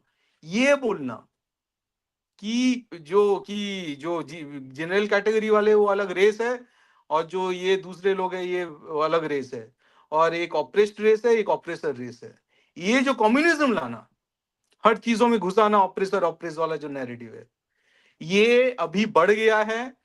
ये मोदी ने अलग अलग पॉलिसी के थ्रू बढ़ाया है। ये मोहन भागवत ने बोल बोल के चीजों को इतना हद तक लाया है। अभी तो पॉलिसी इंप्लीमेंट हो रहा है इस पे। अगर ये जो कॉलेज कैंपस में जो चलता रहता है, लोग एक दूसरे को दारू पी रहे गाली दे रहे, अब कोई दारू पी रहे हैं वहां पे, कोई ये अगर गेस्टअप, बेसिकली ये लोग एक गेस्टअप वो फौज बनाएंगे। Who will check the intent of the GC category people? Intent, कि इसका इंटेंट क्या था। मैं अगर गाली दे दिया कोई दूसरा कोई चीज, वो इंटेंट देखेगा कि क्या है, उसके हिसाब से 15 दिन के अंदर ये सब एफआईआर वगैरह लॉन्च करना होगा। तो ये अगर कास्ट वार नहीं बढ़ावा देना है तो और क्या कास्ट वार को बढ़ावा देना है? This is basically 1984 being implemented in Indian academic campus in India, कि थॉटफुल पुलिस रखा जाएगा। थॉट पुलिस तुम्हारे दिमाग के अंदर जाके देखेगा। बिग ब्रदर जो बैठा रहेगा नरेंद्र मोदी, वो देखेगा तुम्हारे अंदर क्या चल रहा है, कितना कास्टिस्ट हो तुम। इसमें कोई इंटेलेक्चुअलाइजेशन नहीं है, ये एक ब्रूट फैक्ट बता रहा है। और आशीष धर मेन मुद्दा पकड़ा ही नहीं। मेन मुद्दा यही है कि मैं कॉलेज कैंपस में अभी मेरा 10 साल 15 साल का जो रियूनियन हो रहा है, मैं कैंपस के अंदर जाऊं, फिर कोई बंदा कुछ बोल दे, अरे ये इतना आगे बढ़ गया क्योंकि ये कास्ट में ऊपर आता है। Does it make sense? मेरा मेरा जो पर्सनल स्ट्रगल है, मैं गांव का बंदा हूं, मैं बहुत कुछ झेल के यहां तक पहुंचा हूं लाइफ में। तो मेरे साथ डिस्क्रिमिनेशन नहीं हुआ अलग अलग जगह? उसके उसके खिलाफ कानून कहां है? कौन बोलेगा ये सब? जो अंग्रेजी में बात करते हैं और जो अंग्रेजी में बात नहीं कर पाते हैं, ये दोनों जो रेस है उनके बीच डिस्क्रिमिनेशन नहीं होता है? ये सब बात कौन करेगा? ये जो इतने सारे फ्लाइट चलता है, वहां पे काफी सारे बुजुर्ग लोग हैं जो अंग्रेजी में बात नहीं कर पाते हैं, उनको पानी मांगने में दिक्कत होता है, तो उसका मतलब जो प्लेन का जो पायलट है वो डिस्क्रिमिनेशन कर रहा है। मतलब this is getting out of proportion. चीजों को तो एक जगह पे लाना होगा, एक जगह पे बांध के रखना होगा कि भाई ओके, ऐसा कुछ हुआ, मतलब जो हुआ था प्रूफ दे दो कि यहाँ पे। अच्छा, इसका सबसे अर्लीस्ट जो रिकॉर्ड मुझे मिलता है ये सब किया। ये बेसिकली ये फूले, ज्योतिबा फूले, इनका जो बुक है एक, बुक का नाम भूल रहा हूं मैं, वहां से मिलता है। ठीक है, ज्योतिबा फूले का, एनीवे, सो बेसिकली फूले का बुक का नाम है स्लेवरी, गुलामी आई थिंक। ठीक है, और ये गवर्नमेंट ऑफ महाराष्ट्र ने पब्लिश किया था अंग्रेजी में 1991 में। ना फूले जब ये बुक लिख रहा था, तब वो, तब उसका वर्जन था कि जो ब्राह्मण है वो ऑप्रेस कर, उनको भट्ट कह के बुलाया है, जो भट्ट लोग है वो ऑप्रेस किया है। और ये जो क्षत्रिय या फिर अब आजकल पता नहीं ओबीसी, मुझे पता नहीं यार कास्ट कौन कहाँ का है, तो जो वैश्य लोग है और क्षत्रिय है, इन्होंने कुछ नहीं किया, ये लोग आराम से थे। ये जो भट्ट लोग थे, ब्राह्मण थे, इन्होंने डिस्क्रिमिनेशन किया है। और फिर वहां से फिर, क्योंकि विष्णु के जो 10 अवतार थे, वहां पे एकमात्र जो ब्राह्मण अवतार वो परशुराम जी थे, तो उसने परशुराम को पेल पेल के गाली दिया है। ठीक है, उस बुक में फिर बोला है कि ये सब खत्म करना पड़ेगा, ब्ला ब्ला व्हाट एवर, राइट। सो वहां पे बोल रहे हो कि तुम सिर्फ ब्राह्मणों ने किया है। फिर हो गया नहीं, ये जो क्या सवर्ण बोलते हैं, I think UP Bihar side, सवर्ण लोगों ने किया सबर। है। फिर बोल रहे हो कि अभी जो लॉ आया है उसमें उसमें बोला जा रहा है कि किन किन के खिलाफ डिस्क्रिमिनेशन हुआ है, वो जो बेसिकली फूले, ज्योतिबा फूले वाला जो नैरेटिव था कि क्षत्रिय, मतलब क्षत्रिय नहीं, मतलब OBC, SC ST, women, minority, इनके साथ बहुत बुरा हुआ है, और ये बेसिकली जनरल कैटेगरी वालों ने किया है, जो बेसिकली माइनॉरिटी है। तो डज इट मेक सेंस? अगर कोई, जैसे यूएस में जब मैं क्लास लेता था एज ए टीए, मुझे पता है सबसे बड़ा डर क्या होता था, कि यार मैं लोगों को पास करा दूं, नहीं तो ये लोग मुझे गोली मार सकते हैं, दे कैन शूट मी। लेकिन यहाँ पे एक प्रोफेसर का सिमिलर डर रहेगा कि मैं अगर बंदों भाड़ में जाए, मैं इनको पास करा देता हूँ, वो निकाल दे, मतलब जो भी है आगे बढ़े, ये मैं अगर इनको कुछ भी एक मार्क्स कम कर दिया, तो हो सकता है मेरे खिलाफ कुछ केस दर्ज कर दे, फिर तो मेरा इंटेंट चेक होगा। तो ये कास्ट वॉर बीजेपी ने और बीजेपी के अंदर मोदी ने चालू किया, ये हमें मानना होगा। क्योंकि ये जो जो बंदा रोकने के लिए आया था, अपना दुबे जी, निशिकांत दुबे, वो मोदी निशिकांत का निशिकांत घनिष्ठ है। दुबे। क्योंकि मोदी के हिसाब से वो बहुत बड़ा इंटेलेक्चुअल है। निशिकांत दुबे ये रोकने के लिए भेजा गया है, मतलब ये मोदी से आ रहा है ये चीजें, ये और किसी से नहीं आ रहा है। So it is the slogan is simple, Modi हटाओ बीजेपी बचाओ। ठीक है, मोदी को हटाओगे फिर बीजेपी बचेगा, देश भी बचेगा, सब कुछ बचेगा। इसका एक्सपायरी आ चुका है, वैसे भी 75 साल के बाद तो इसे चला जाना चाहिए था। एल के आडवाणी को इसी यही लॉजिक दिखा के एल के आडवाणी को भगाया, खुद क्यों नहीं जा रहा है भाई ये बंदा? और मोहन भागवत, उसका भी 75 हो गया शायद, वो भी बुढ़ा ये चेयर पकड़ के बैठा हुआ है। अरे छोड़ो यार इनका, एक भी मतलब आप यूथ लीडर या कोई दूसरा लीडर, इनका नाम ही नहीं आता, सब जगह मोदी मोदी मोदी मोदी का फोटो लगा हुआ है। और ये बंदा ये हमारे साथ ये सब कर रहा है, जेनोसाइड कराने पे तुला बैठा है हिसाब चुकता करने के लिए जनरल कास्ट का। इससे घटिया कानून तो कुछ हो ही नहीं सकता, इसको कोई भी बंदा सपोर्ट नहीं कर सकता। और इसको कितना भी डम डाउन करो या फिर कितना हाइपर इंटेलेक्चुअलाइज करो, this is a genocidal act. ऊपर से इंडिया का जो जेनोसाइड प्रिवेंशन कन्वेंशन के दौरान जो कानून बनाना होता है वो भी इंडिया में नहीं है। इंडिया ने, India is a Hindu genocidal state, it is born on the ashes of Hindu genocide in 1947। ठीक है, इंडियन स्टेट इतना वियर्ड है। So in a democracy, in general people choose the state, यहाँ पे the state has started to choose people. और this transition was possible only through Hindu genocide, कि इनको थोड़ा जेनोसाइड करो, उनको मारो, उनको थोड़ा अलग करो, इनका, इन दोनों जो फैक्शन है इनके बीच तनाव क्रिएट करो, उसको मारो, इसको पकड़ो, इसके पीछे थॉट पुलिस लगाओ, एकेडमिया बर्बाद करो। एकेडमिया में अगर गेस्टापो आ जाएगा तो एकेडमिया का फिर क्या रहेगा? सो मोदी भगाओ, बीजेपी बचाओ, इट्स वेरी सिंपल। इस बंदे को जहां चोट लगता है वहां पे चोट इसको देना पड़ेगा। मोदी का एक्सपायरी आ चुका है, इस बंदे को हटाओ। and that's my Uh, submission. Okay, yeah, Vijitda. To actually give you a perspective, you said Mohan Bhagwat. So now we have an RSS high level functionary. He is saying something. So listen to this. What is there? Yeah. नहीं पीने लगते हैं तो मैं कहता हूँ ये cinema hall नहीं है, 2 घंटा मैं बोल रहा हूँ तो 2 घंटा आप ध्यान में रखें। कल जा करके आप अंदाजा लगाइए कि कोई एक विद्यार्थी केस करता है इसी प्रकार की चीजें, तो हम तो सफाई देते फिरेंगे। आप बार बार कहते हैं कि भारत की अपनी नॉलेज सिस्टम थी, भारत की अपनी एक गुरु शिष्य परंपरा थी, आपने उसे कहाँ रखा है? आपने तो उसे ताके पर डाल दिया है। और एक बहुत बड़ा सवाल मैं बार बार ये उठाते रहता हूं और उठाता भी हूं कि मैंने ये जन्म लिया है। दरअसल थोड़ा सा इधर विजय जी को भी संबोधित कर रहा है मुझे। प्लीज। मैं जन्म लिया हूं, है ना, मेरा यही जन्म है, मैं नहीं जानता कि मेरा पहले जन्म है। ये जो मेरे खबर रख लीजिए स्क्रीन पर जी। मेरे बाप दादों ने डिस्क्रिमिनेशन किया था या नहीं किया था मैं नहीं जानता। मेरे बाप दादे उस डिस्क्रिमिनेशन में शामिल थे या नहीं शामिल थे मुझे नहीं जानते। आप मुझे इस जन्म में, एक जन्म में मुझे आप क्यों डिस्क्रिमिनेट कर रहे हैं? एक सवाल। ठीक है सर। दूसरी बात एक जोड़ देना चाहता हूं, इस देश में, बस 10 सेकंड खत्म हो रहा होता, इस देश में मुसलमानों ने, आक्रांताओं ने इतना पद दलित क्या कहता है, आप छोड़ दीजिए, पीछे का अतीत आप मत ढूंढिए, आप ये सब उस जो बीत ही गई विसार दीजिए। इस चीज को आप जिंदा रखना चाहते हैं भारत के अंदर। और मैं मानता हूं, आप सिर्फ लंबा हो जाएगा, आप कहने की कोई जरूरत नहीं थी।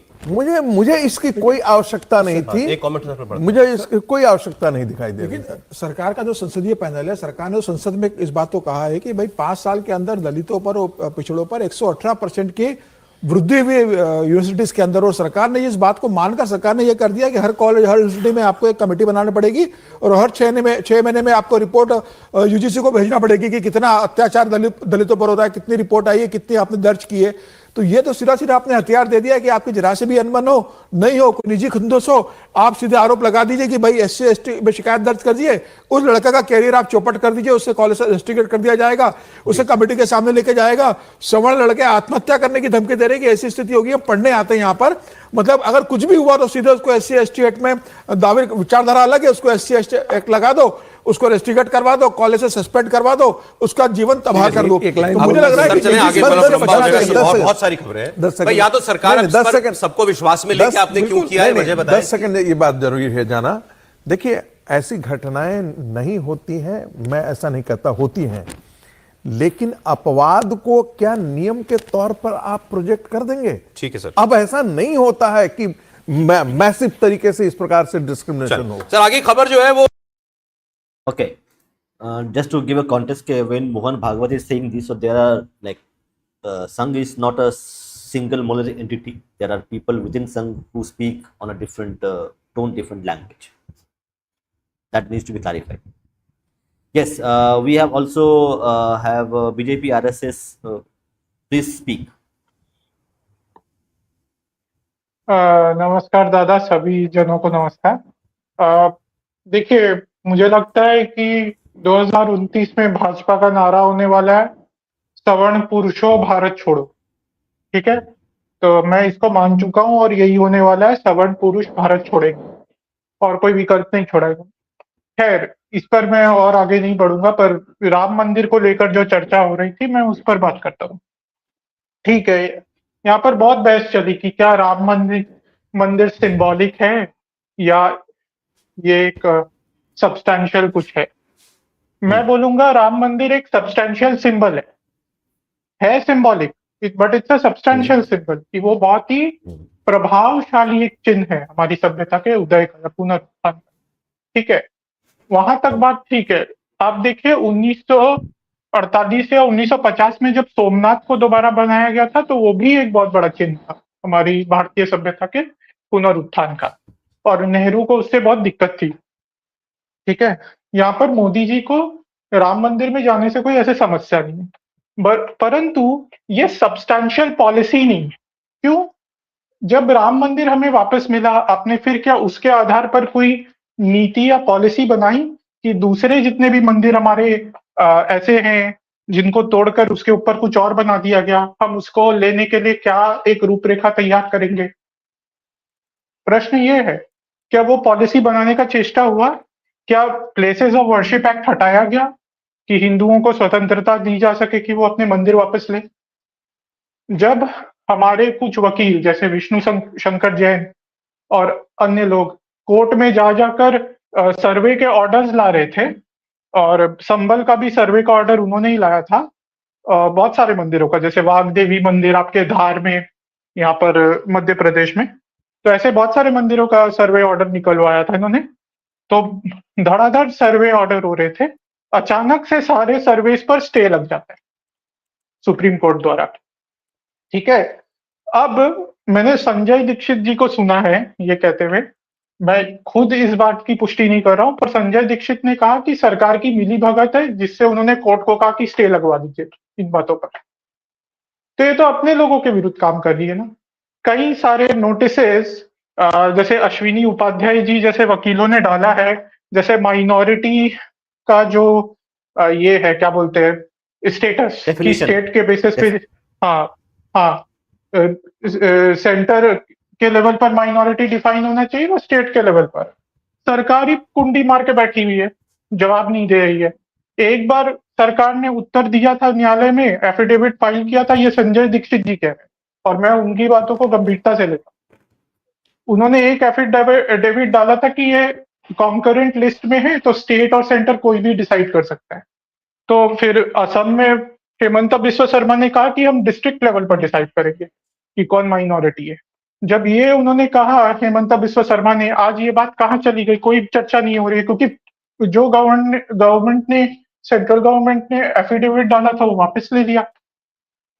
तो ये लोग क्या करे, कुछ समझ में नहीं आ रहा है, क्या खेल चल रहा है, ये कौन सा हिंदुत्व चल रहा है इसका, मुझे तो समझ में नहीं आ रहा है। क्योंकि दिखावे का, भाड़े का हिंदुत्व तो चल रहा है कि हम मंदिर में जाके इस माथे पर त्रिपुंड लगा देते हैं, सड़क बना दे रहे हैं, कॉरिडोर बना दे रहे हैं, सब बढ़िया, हमें उससे कोई आपत्ति नहीं है। पर पॉलिसी लेवल पर, इंस्टीट्यूशनल लेवल पर हिंदुत्व कहाँ है? वो मुझे नहीं दिख रहा है। मुझे तो दिख रहा है यूजीसी के एक्ट लाए जा रहे हैं जो हिंदुओं को तोड़ता है।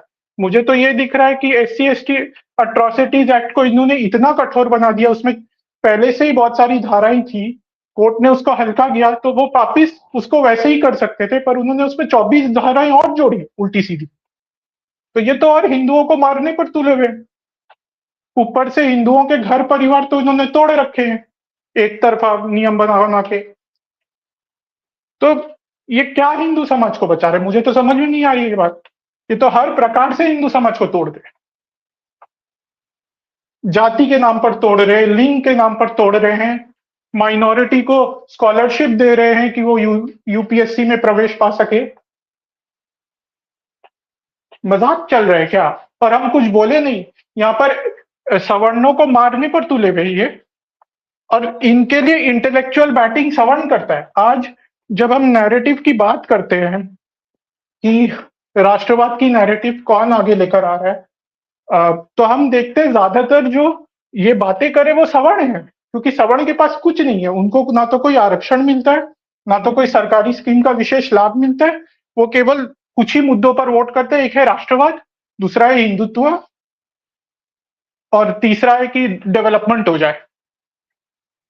भाई हमें इससे कोई आपत्ति नहीं, मैं सवर्ण जाति से आता हूँ इसीलिए मैं कह रहा हूँ, हमें इससे कोई आपत्ति नहीं है कि दूसरों को, जो गरीब वर्ग के लोग हैं, उनको आप थोड़ी बहुत सुविधाएं दे दे, पर आप हमारा कॉलेज जाना हराम कर देंगे, आप हमारे माथे पर एक लक्ष्य चिन्ह लगा देंगे, एक टारगेट सेट कर देंगे कि इसको फंसा दो, मार दो, इस पर झूठा आरोप लगा के इसका जीवन बर्बाद कर दो। कितना सहन करेगा? कभी ना कभी तो उसका विद्रोह होगा ना। नहीं, सवर्ण भी बोलेगा ना, भाई अपने माथे पर हम क्यों अपना पेंट करवाए टारगेट। उससे अच्छा कांग्रेस को देखकर एक ही बार में झटका खा लेते हैं। हलाल क्यों हो हिंदुत्व का झूठा प्रचार के नाम पर? ये होगा, इसको आप रोक नहीं सकते। ये क्या क्या करके, और मोहन भागवत जी ने भी इसको लेजिटिमेसी दी है कि 3000 साल से पंडितों ने अत्याचार किया है। और ठीक है, RSS is not a monolith, पर लोग जब आरएसएस को देखते हैं तो उसका सबसे बड़ा सिंबल कौन है? उसका प्रमुख ही है ना। मोहन भागवत जी की बात जितने लोगों तक पहुंचती है, आरएसएस के किसी कार्यकर्ता की बात उतने लोगों तक नहीं पहुंचेगी। तो मोहन भागवत जी जब कुछ बोलेंगे तो लोग यही सोचेंगे कि आरएसएस की सोच ऐसी है। तो ये तो हम इस बात से भाग नहीं सकते ना।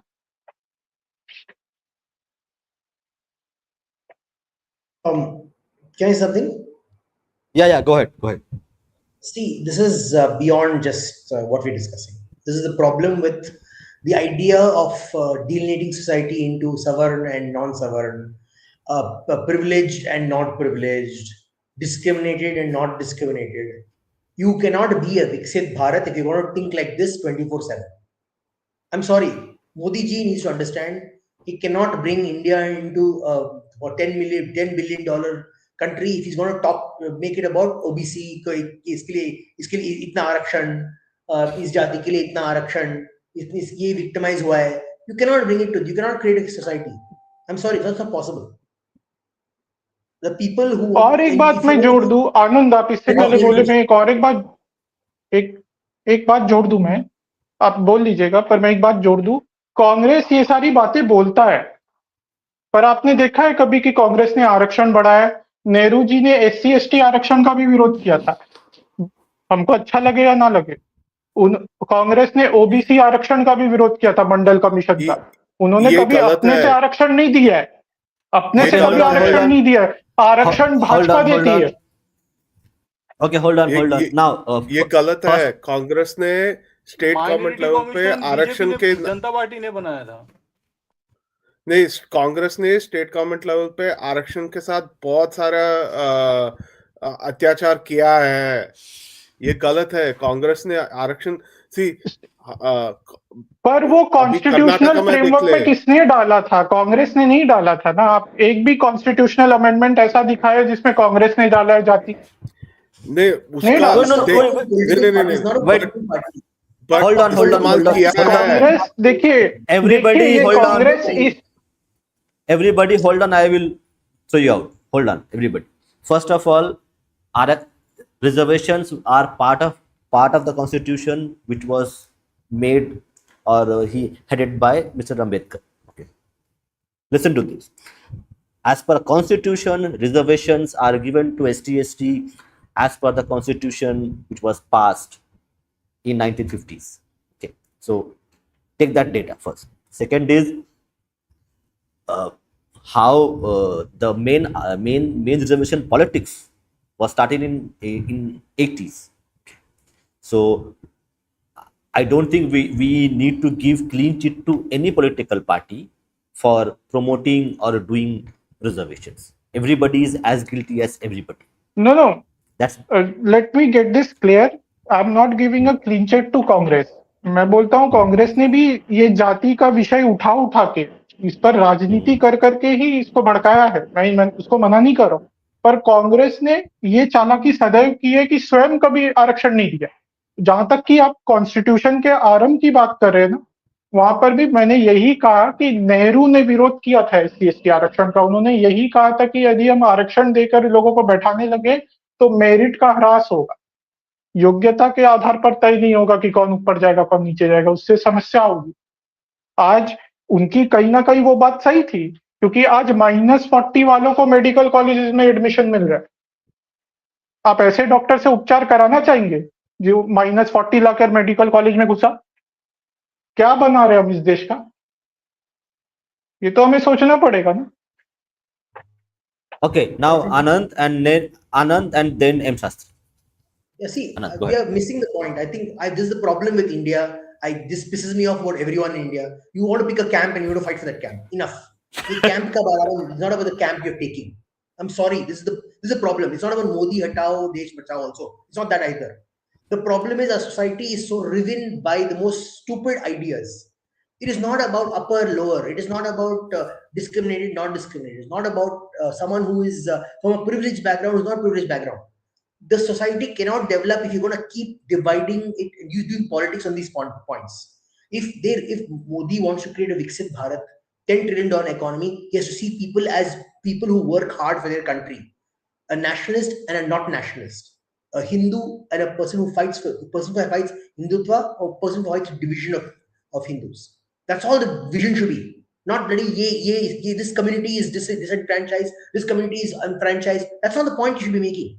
That if you really care about Hindutva, your point should be every jati that's fighting for India is Hindutva. We won't discriminate between them. We will see how they can help us, help the country progress, can help the Hindu society progress. That should be your thought process. Not like, oh, this is a discriminating group. They will attack this group. They'll attack that group. Only politicians and scumbags think like this. Why is UGC irritating us so much? Because they're picking and choosing favorites. They're choosing who they want to target. Because in human society, always will be some group that's more powerful. Today, it may be the OBC community is more powerful. Tomorrow, they may not be as powerful anymore. Some other community may get more powerful. The point is, you put these things in your framework, in your discussion topics. You need to say, no, we will not talk about OBC, we will not talk about SC, we will not talk about ST, we will not talk about Savarna, we will not talk about bloody Kshatriya. If you're a Hindu and you work for Hindu society, you're a freaking Hindu and you're part of Hindutva. That should be the narrative. The point is, everyone is fighting from the perspective of their jati. Bahad mein jaye tere jati. Your jati is only relevant to your family and your community. Uske baad mein, why do you talk about your jati? मेरी जाति ये करती है, मेरी जाति वो करती है. Who cares? आपने हिंदुइज्म के लिए क्या किया है? आपने लड़ा है कुछ? Have you recently fought? Is your jati fought for Hinduism in some war right now? Recently? नहीं ना. So चुप रहो अपनी जाति के बारे में. I'm getting sick of these people talking about my jati did this, my jati did this. Your jati did nothing. You didn't contribute anything right now. Historically, your jati contributes something, but today you contribute nothing. So stop acting like you did that work, hard work. You did nothing. You take Dhar also, Mr. Dhar. What have Kashmiri Pandits done for progress of Hindu society today? Instead, they the ones started the Marxist bullshit in Kashmir and almost caused partition of Kashmir from India. They didn't want to join the Indian Union. And now they think, help us out, help us out. आपको नहीं join करना था with the rest of your fellow Hindus. Ab after you went to the Narasangar of this community, like, मुझे help करो. You also take responsibility for your behavior. Same thing in South India. So many communities were like, oh, we will vote for Congress over, and we'll strengthen the DMK. The DMK got strengthened because the Hindus in South India didn't stand up to the DMK. They didn't say, you stop this bullshit. How many Hindus stood up to Periyar, to EVR Ramaswamy, Nayakar? They didn't stand up. They let him do his nonsense. So everyone takes equal responsibility. ये pick and choose, मैं superior हूँ, मैं कम inferior हूँ, मैं ज़्यादा लड़ता हूँ, मैं कम लड़ता हूँ. What nonsense is this? This is what should be tackling. And no one is tackling this basic point. Whether it is the BJP, whether it is RSS, whether it is the Congress, whether it is even the communities, people are criticizing UGC right now. Where is the positive vision for the Hindu community? I don't hear that. All I hear is people whining 24/7. मुझे ये हो जाए, मुझे ये हो जाएगा. आप क्या करेंगे to prevent this discrimination? And where will we unite? वो solution कहाँ है? That's what irritates me the most. Political parties will take advantage of the fact that you are fighting over these sort of topics. You should be saying, no, we will not. We stand together with the rest of our community. Those who fight for Hindutva, we will stand with them. The rest of you can go bhad mein jaye. You can go vote which political party you want. That should be the attitude. Thank you. देखिए Okay, आनंद wait, Shastri ji को बात करते हैं. Shastri, and I have put the tweet just as you requested. Go ahead. Yeah, so here's the thing, right? So the Sangh always says that, we need to make sacrifices for the greater good and all that. What have they done? Right? I mean, except for certain factions within the Sangh, because who are truly so appalled by this entire regulation, what have they done, right? The other thing is, I want to bring it back to Dhar. What has he achieved? वो over intellectualize कर रहा है. I mean, look at what Harshal's doing over here. He's the one who read through that regulation. He's the one who brought it into public view. He's the one who's basically driving this forward. वो लोगों से पूछ रहा है, boss ये किसने लिखा है? मुझे लिस्ट दे दो. I want to chase them down. See, at some point in time, you can't just simply complain. You can't just simply over-intellectualize things. You have to act. Right? The other thing I do want to state also that we are dealing with an incomplete system of incomplete information. There is the government for quite some time has been looking for a way to basically scrap UGC and AICTE. Right? Now, if this is a golden, there are lots of things you want to get rid of. This is a golden opportunity to push all of those things. तुझे वो लटियंस वाले जो बैठे UGC में उनको हटाना है तो ये this is the time to do it. List बनाओ, उनका फायरिंग करवाओ. Sorry, Shastri, I don't buy this 3D chess argument you keep making about BJP. नहीं, this is not a 3D. No. arguments. This is not 3D chess argument. This is basic political engineering. Right? You have to get the people, you have to get the political pressure in, and you have to start making lists. It's high time you start making lists of people who are basically abusing you. By torching Hindu society with just the divisive ideas? No. I'm sorry. What is this nonsense? No, I'm sorry. I don't think you understand this. I'm saying making lists of people. See, UGC का regulation किसी ने तो draft किया रहेगा, किसी ने तो idea डाला रहेगा, किसी ने तो argument debate किया रहेगा, must have pushed it through the bureaucracy. वो कौन कर रहा है वो? No, but कौन कर रहा है? allowing the specific यूजीसी के बारे में मैं एक बात बता दूं कैसे आया. Hold on. We have a very special guest with us, academic man. You have paid a lot of money and bribe, so you are on. Everybody listen. Apologies for butting in this nice conversation and fight between Anand and M. Shastri. It is fascinating. My point is that I don't completely. I'm somebody who often criticized Ashish Dhar in many ways. He used to always have that Kashmiri thing, and he used to always go against BJP. And back then, I was a master stroke wadi guy, so I was like, Modi and Amit Shah ki jai ho. I hate Ashish Dhar. But the thing is, Ashish Dhar has something that the BJP and Sangh will never realize, and that is, Ashish Dhar is able to appear attractive to the more elite sections of society. And that is a very important way to get your points through. That is that the Sangh and BJP have been complete failures when it comes to be it the UGC thing, be it the farm laws, be it whatever they do. They are unable to appeal to the elite sections, which is why they have to come up with these, band-aid reforms every now and then and play party caste politics. That's exactly what actually Ashish Dhar is also saying in a way. And this will continue to be as long as the Sangh and BJP are not meritocratic.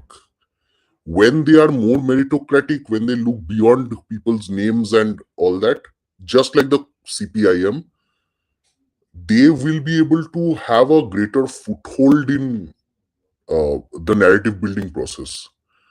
Now, you might say CPIM is a loser party. They lose elections because of many factors, but you have to understand the communists are going to be alive and well because of their ability to promote merit, strangely, despite being communists. So that till merit is not pushed, I don't see the Sangh and BJP ever being able to get rid of caste politics or the other myriad issues that surround them. And internally speaking, I've seen some of their workings in some organizations, and it is no longer, I don't think there is any space for merit here. And that is precisely why I don't see much hope from them. Rather, I would say Ashish Dhar is doing something very smart here by appealing to the more erudite sections of Hindus who will ultimately, whether we like it or not, who will ultimately set the narrative tone. And that's always been the case. That is still the case. Whether you call J.S.I. Deepak names or Anand Ranganathan names or any of the people we see in public today preaching Hindutva, the thing is that these people are the ones who set the tone for the arguments. Even today we are debating Ashish Dhar, who is reasonably well-read and erudite. So that section will always have its appeal, and that is precisely how Dhruv Rathi becomes relevant. Now, to us, Dhruv Rathi might be an idiot.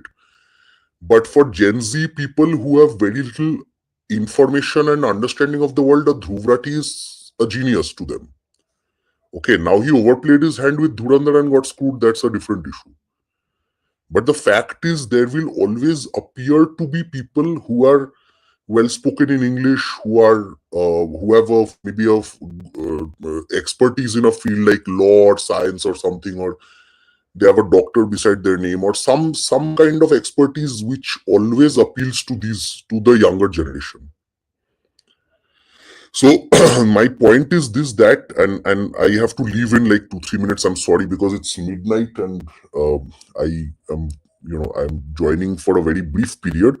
But I think that instead of chasing who did this, because it's pretty clear that somebody from the top must have signaled this. I'm pretty sure for a political party that is aware of who goes where, who does what, who says what to whom.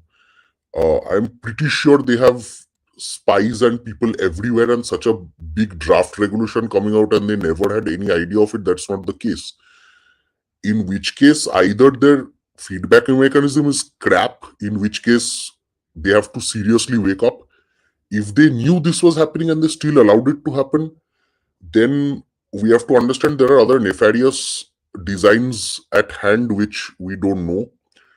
If they made it happen, if the top leadership made this regulation happen, then we have to believe that they have lost, they have just pushed forth another challenge towards Hindutva. And they are doing exactly what the colonizers did for 250 years and plus, and and also Congress and all did, that we can use caste as a stick to beat people up, which is being done still by George Soros and company and all these people. So we have to either break that stick somehow with logic and facts and whatever way we can, or narrative or rigor, or we have to keep expecting to get beaten. We'll have to be scared. Matlab stick koi bhi use kar sakta hai. Even the people we trust can use that stick and beat us up with it at any time.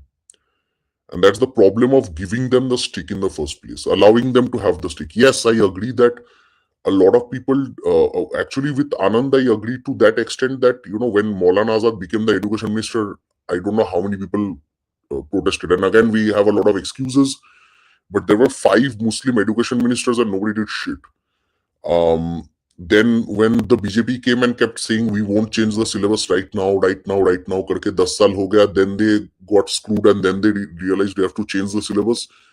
Then there weren't enough protests when they were required, and now we are screwed beyond recognition, and now we have to I guess take a last stand or something. Every few days it's a last stand. So that's the whole problem. We didn't nip a lot of problems in the bud. And I guess that's the whole point, that Shatrubodh nahi tha. When Shatrubodh came about a bit, it came only after a crisis, and a huge crisis. And then after a huge crisis, then you realize when SC/ST Act is being misused everywhere, men's rights laws are being misused. उसके ऊपर तो BJP को छोड़ी दो, men's rights के ऊपर तो कोई काम ही नहीं करता है. So in that sense, we have to form our own discourse in whatever way, because street power, I don't think GCs can ever show. Honestly, we keep talking about it, it will never happen. Okay. But yes, thanks to the gods above, we have social media now, and we can repeatedly hammer points. We can repeatedly fight for our rights, GC people, and even other caste people, lower caste people who are not so, who are not enticed by the stupid caste politics all the time. They can join, and we can all put a united front on social media. What else? And there's nothing more to do for now except raise our voices continually. But it must also be done with a lot of finesse, and that's what I think Ashish Dhar brings to the table, which despite being a vocal critic of his politics for a very long time, I have to agree that he's playing it smart. Yeah. Thank you.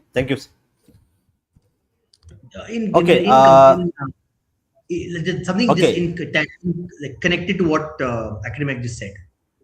the stick that is used to beat you is given by you. You give the stick to the state.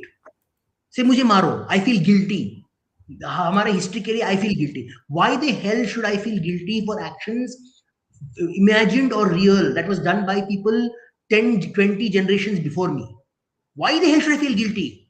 Why should I pay the bloody price? Did I take their property? Am I sitting on that property that was earned? That property is dead and buried. It has been shifted by thousands of people, change hands. Why the hell should I feel guilty for that bloody whatever the operation that happened then? Today, am I going and oppressing someone else? That should be the argument we should be making. But we are busy saying, oh, state, इनका operation हो रहा है, मैं बैठा हूँ thousands of miles away, मुझे भी guilty feel करना है. First, you need to think as an individual, are you the oppressor? No, you're not. Why the hell should you feel guilty? ये तो problem है. आनंद मैं इस पर एक बात कहना चाहता हूँ आनंद. मैं कहना चाहता हूँ अब इस विषय से ये जो यूजीसी का ये जो मुद्दा उठा है और इसमें जो थोड़ी सी आग लगी है भारत में, हमें अब चर्चा को इस दिशा में ले जाना चाहिए कि right should be on the basis of individuals, not on the basis of groups. हमारे जैसे लॉज है ना कि SC ST इसको प्रोटेक्ट करना है, OBC को प्रोटेक्ट करना है, विमेन को प्रोटेक्ट करना है. ये नहीं होकर सबके लिए आप इक्वल लॉज बनाइए, सबको एज एन इंडिविजुअल ट्रीट कीजिए. इस दिशा में हमारी चर्चा जानी चाहिए. अरे उल्टा हो ऐसा रहा है कि पॉलिसीज ऐसे बन रहे हैं जो और उल्टी दिशा में जा रहे हैं और प्रोटेक्टिव ग्रुप्स को बढ़ाए जा रहे हैं. समस्या यहाँ है. We are not acknowledging why the SC what do you call reservation was brought in the first place. It is very clear. Reservation was very clear. It said reservation is brought in to protect against historically disenfranchised communities and only SC and ST communities. But we have allowed Mandal and other groups, and we celebrated also. Oh, they're financially weaker. They're societally weaker. No, that is not what the Constitution says. Constitution says only few communities that were historically backward, who are historically discriminated, reserve reservation.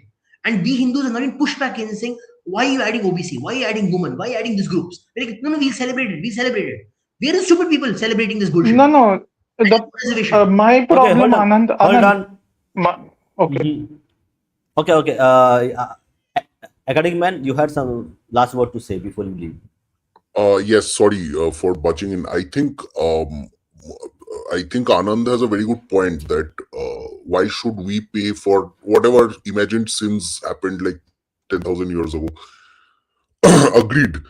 And Abhay, I think the problem with promoting individual rights is that it's a kind of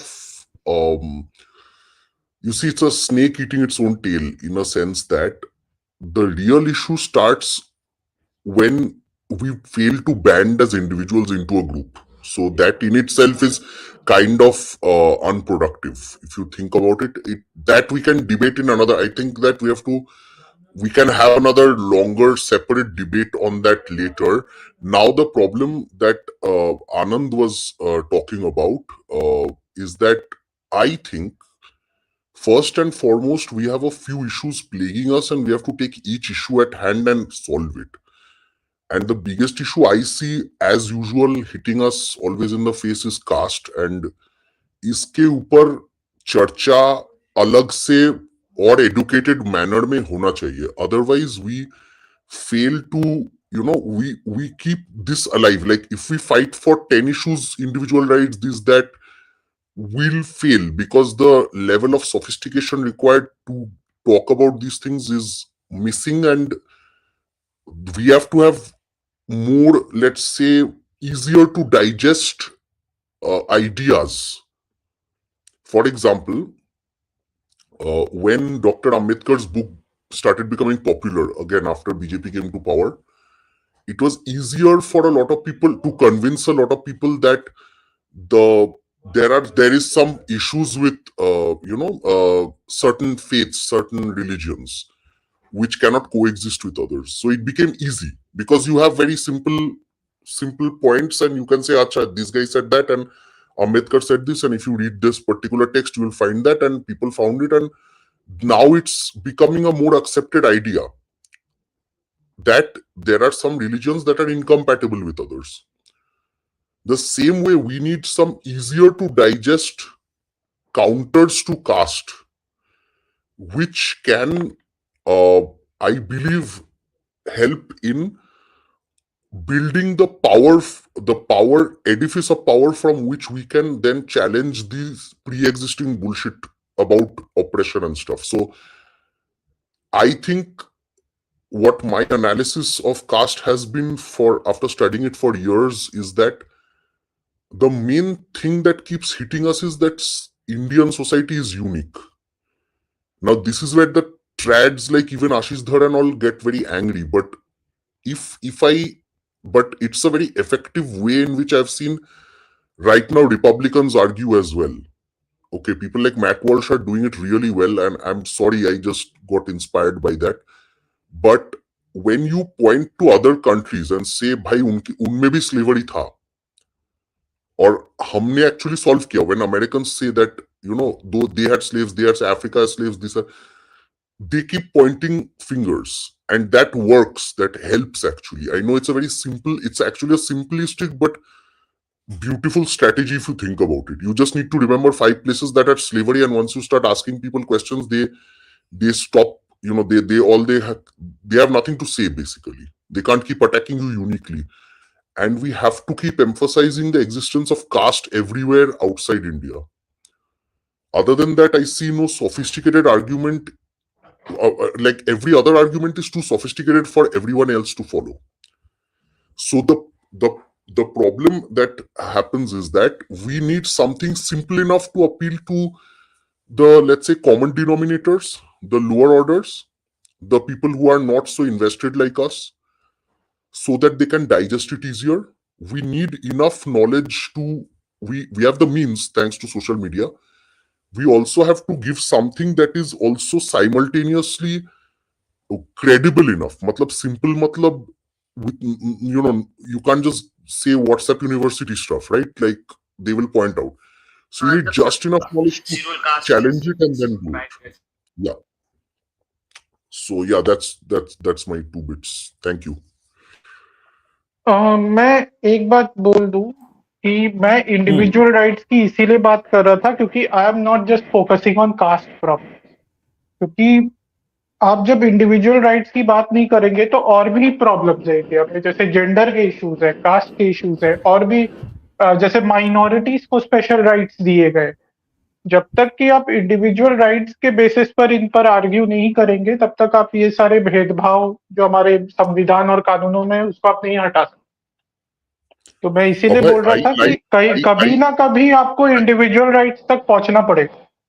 मैं आपके cast को लेकर जो strategy है, हाँ, आपकी जो cast को लेकर स्ट्रैटेजी है, ओके आप बोल दीजिए, आप बोलिए। I'll just finish my point. I agree with you.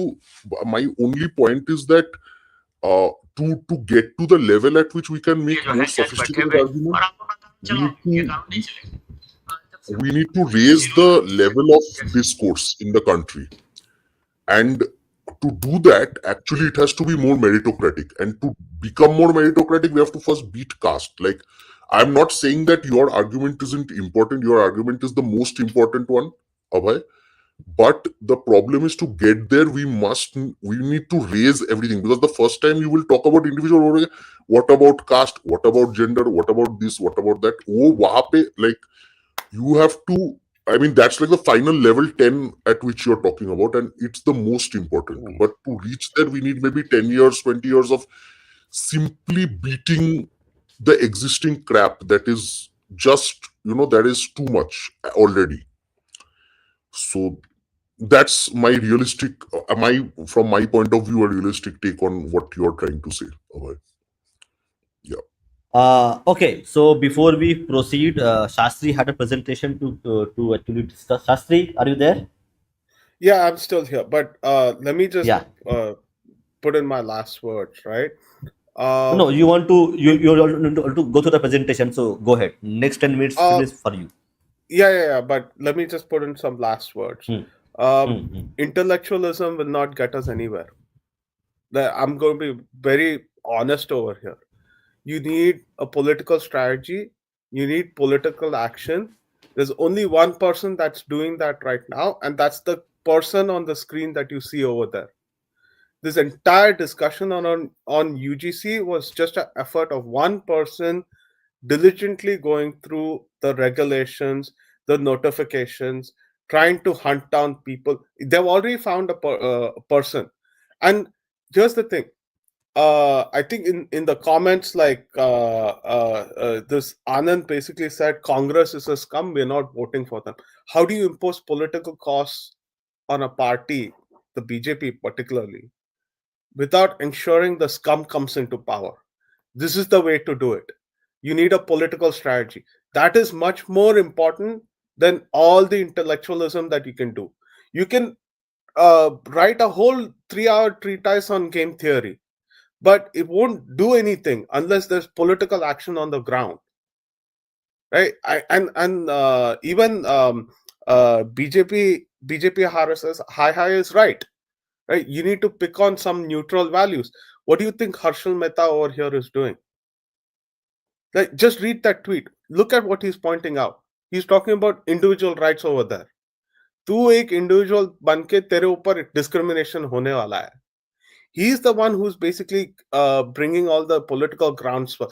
That is much more important than, game theory hai, Nash's equilibrium hai, Nash's trap hai. It's all garbage at the end of the day, because it's all the entire.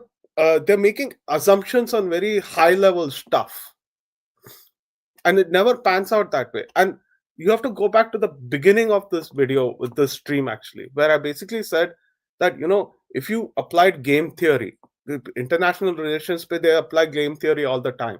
At the beginning of the year, if you applied game theory, you'd come to the conclusion that Trump has no choice but to be allies with India. But that did not happen. But at the end of the year, at the beginning of the year, if you applied the same game theory, you would have reached the conclusion that Europeans would not want to ally with India.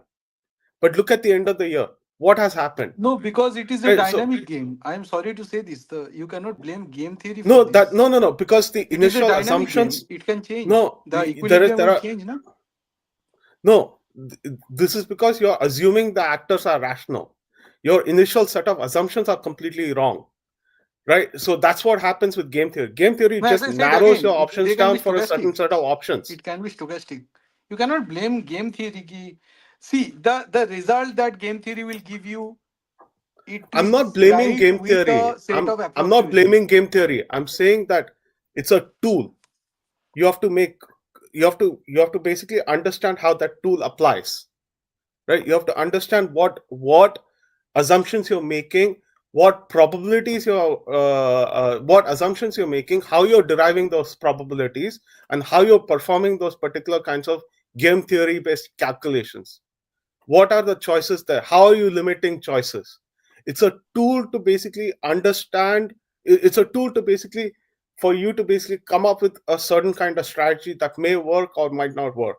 It's a tool to basically limit the number of choices that you need to put your resources into. Right? It's not some broad intellectual framework out there to explain how the world works. If you think that is the best application of game theory, I'm sorry, you're only deluding yourself. This comes from a daily practitioner of game theory. So you are thinking that Congress and BJP, they are not rational, so you cannot approximate them as rational actors who are trying to maximize their utility function? I mean, I would say they are pretty rational with their. I'm saying it'll only apply to a certain subset of very specific issues, not the entire political spectrum, like how Dhar puts it. I think in the context of casteism, he's pretty bang on. I mean, there are no, I don't think so, because the thing is, like, caste politics is again a discrete game. Congress has two choices, BJP has two choices. Here are the rewards, and this is a discrete game with a very specific Nash equilibrium. No, but you're limiting it to just two. So the problem is you're limiting. If you watch just one intervention, small intervention. If you watch the video, if you continue to watch the video, you will see that he has explained it in a context game theory. He's explained it in a very rational context that why political parties want to hold on to caste, and there are rational reasons for it. There is nothing emotional No, behind what I'm trying to say is what initial assumption itself political is parties wrong, are doing. right? No. I'm saying his initial assumptions are itself wrong. He's No, assuming you the tell me what actors are are the only assumptions. political I think parties. That's not the case. Look at what are what the is being assumptions here? presented on the screen. Can you tell me? That guy is also a player. Karni Sena is also a player. Other players have joined into the game. No, but If you overall, think you are taking only BJP, political BJP parties, Congress no, as two parties, right? if if you think only political parties are the only actors in the entire game of politics, I think your fundamental assumption is completely wrong. There are But it is the non-political Congress and actors BJP in who the are fighting entire. elections, right? No, there are No, non-political but actors in the. he There are non-political actors in the entire game. You have one that's being presented to you in your screen right now. We are talking about. See, I the we only get reason it. we are talking about UGC is because of this one non-political actor here. Other non-political actors have We also get it. joined the game. No, I don't We agree. get I your don't agree. It's point. only one particular. We get This your is point, because of the Shastri. pattern. My point was just 1 second, Anand. My point is that actors may be there, but why BJP is acting in a certain way to implement a certain policy, there is a rationale behind it. And Ashish Dhar has used game theory in that context. That's the point. You Let's say can no, you society can. wants caste. Let me finish. Let's say society wants caste. Okay, whatever caste.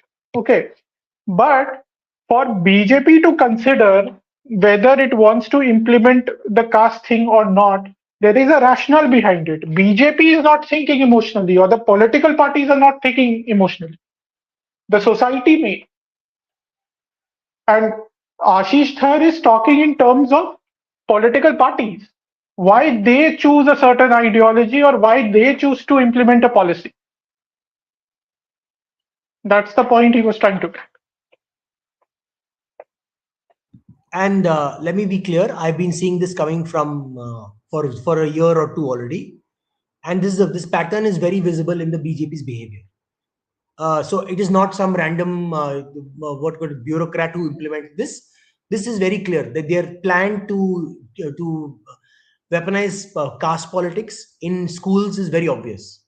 But I didn't know it is going to go this far. I didn't think this far, this quickly is going to happen. It is very obvious with the way they were co-opting certain groups and trying to bring them into the fold. Caste We census assume करा that लिया. they're bringing them into the fold to get some unity and have some discussions, have some frank conversations with one another, and maybe come to a middle ground. We didn't think they're going to do a Congress style thing where you basically say, oh, this group is the largest group, give most votes. Let us target the group that give us the least votes, and we don't really care about them fundamentally because they'll give us votes regardless. Who will they go to, right? This very ruthless, cold-hearted thinking, cold-hearted logic. We didn't think it's going to the BJP is going to implement it so quickly.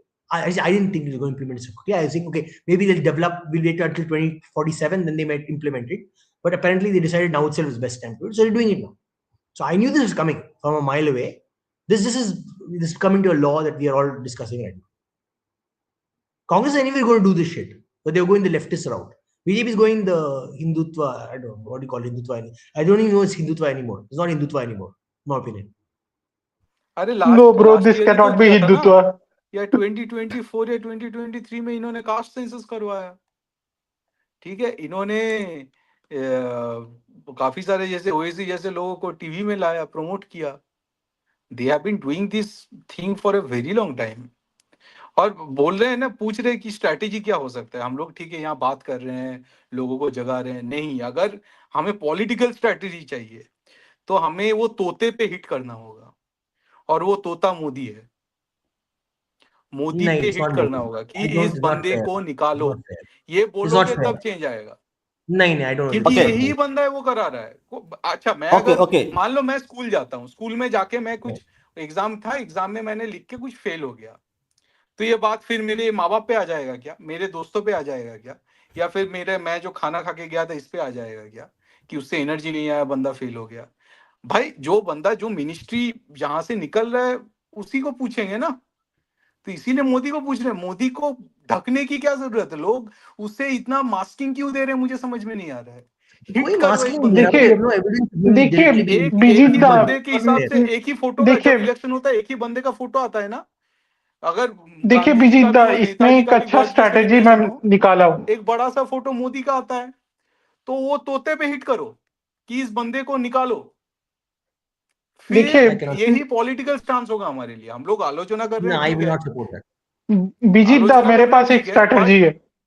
मैं अगर हमें मैं hit बताता हूँ, करना एक है कहीं पे स्ट्रैटेजी है कि मोदी बीजित दा। हटाओ बीजेपी बचाओ, नहीं तो हम लोग ऑब्वियसली पॉलिटिकल पार्टी तो नहीं क्रिएट कर सकते। यहाँ से मुश्किल भी है क्योंकि ना मीडिया मिलेगा ना कुछ मिलेगा। बट अगर बीजेपी के अंदर ये क्रिएट करो कि मोदी को हटाओ, फिर बहुत फायदा है। बी- अगर No, क्रिएट BJP will करो कि lose. बीजित मोहन भगवत को No, हटाओ, BJP will lose if Modi. No, I don't agree. I'm sorry. Okay, I don't. बीजित okay, दा मेरे पास एक hold on. स्ट्रैटेजी है, एक स्ट्रैटेजी है। बताओ बताओ, आई वांट टू लिसन। हाँ yes, see we hmm. Need हाँ, सम मैं वेपनाइज बताता सिस्टम ऑफ हूँ। Our strategy. देखिए स्ट्रैटेजी बनाइए, जैसे मोदी के जो चापलूस है पहले बीजेपी में, उसको टारगेट करो। कैसे करो? जैसे एमपी से ये शुरू हुआ है, वो जो मुख्यमंत्री है एमपी का, यही उसने ही पहले नाटक शुरू किया था, वो एफिडेविट डालने वाले का।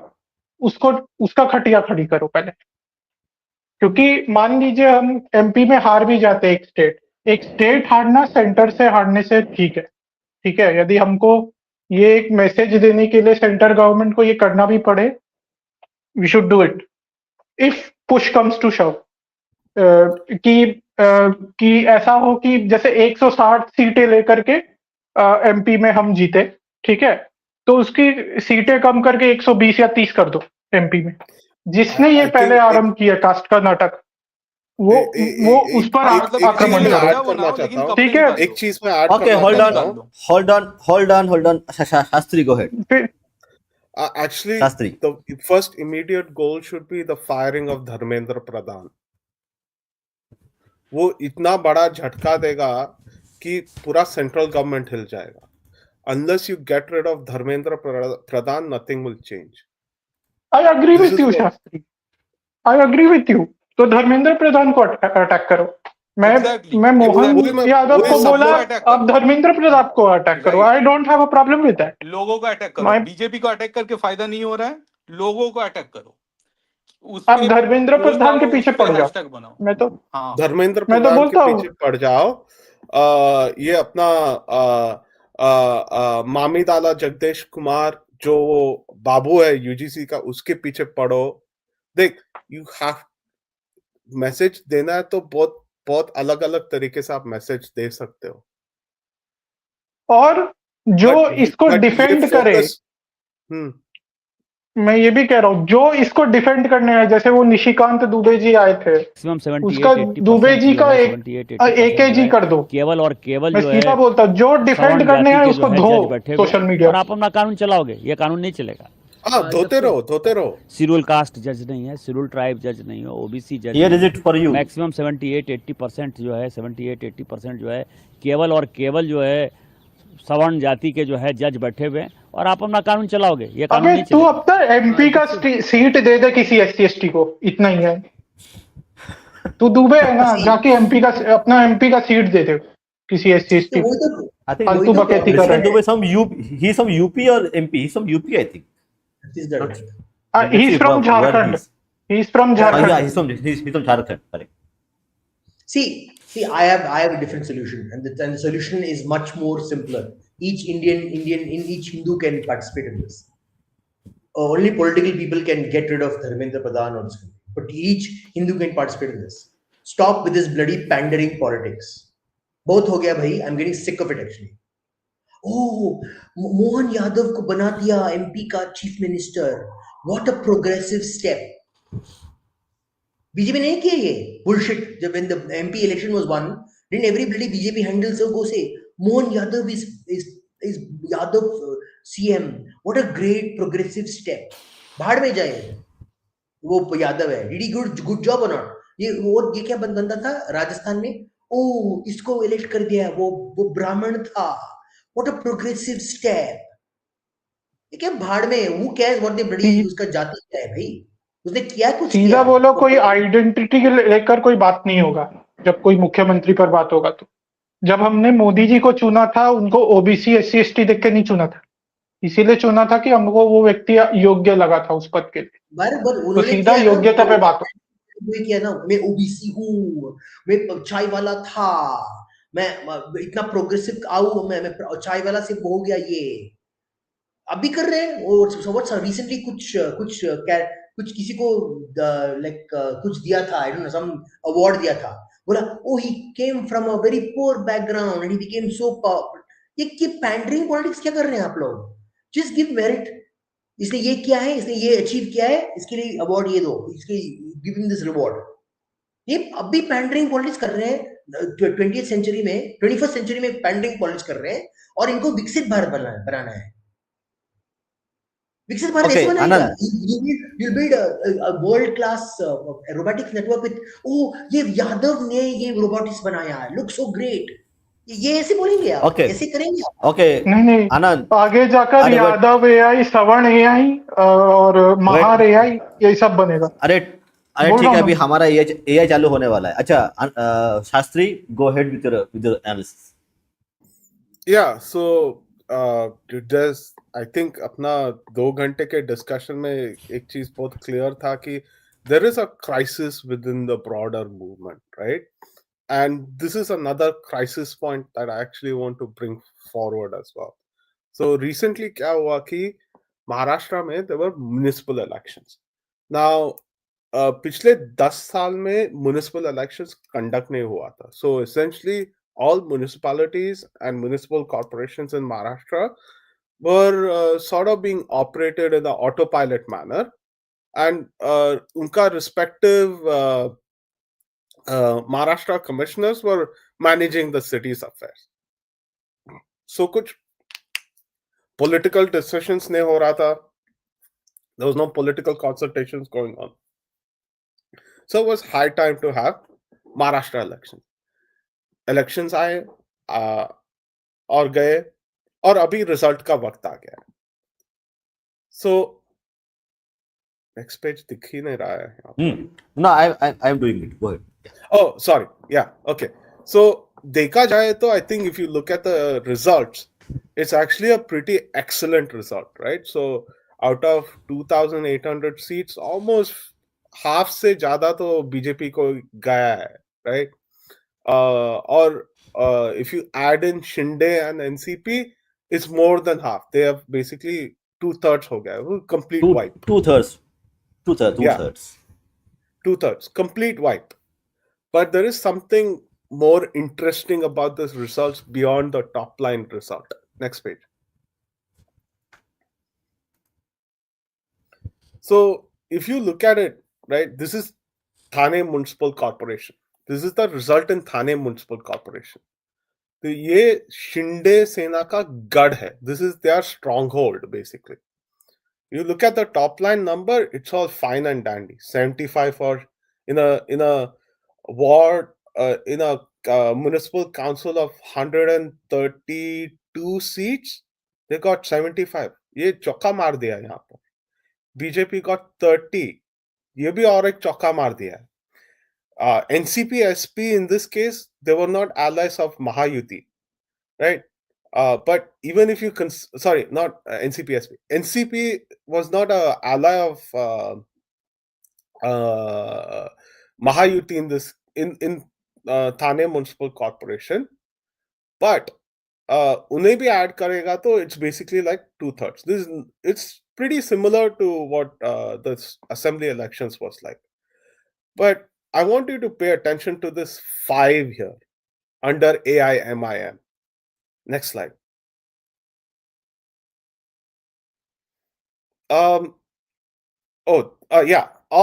These 5 seats or wards, they come from a specific suburb of Thane called Mumbra. Now the interesting thing is that this particular 5 wards used to be the stronghold of a NCP SP MLA called Jitendra Awad. ये बहुत बड़ा बाहुबली इंसान है, हरामखोर और बहुत बड़ा बाहुबली इंसान है. if you think क्या होता है वो उदयनिधि स्टालिन वाज बहुत हरामखोर है, तो ये उसका मराठी वर्जन है basically, right? So and Mumbra is basically 80% Muslim, right? ये पूरा neighbourhood is basically 80% Muslim.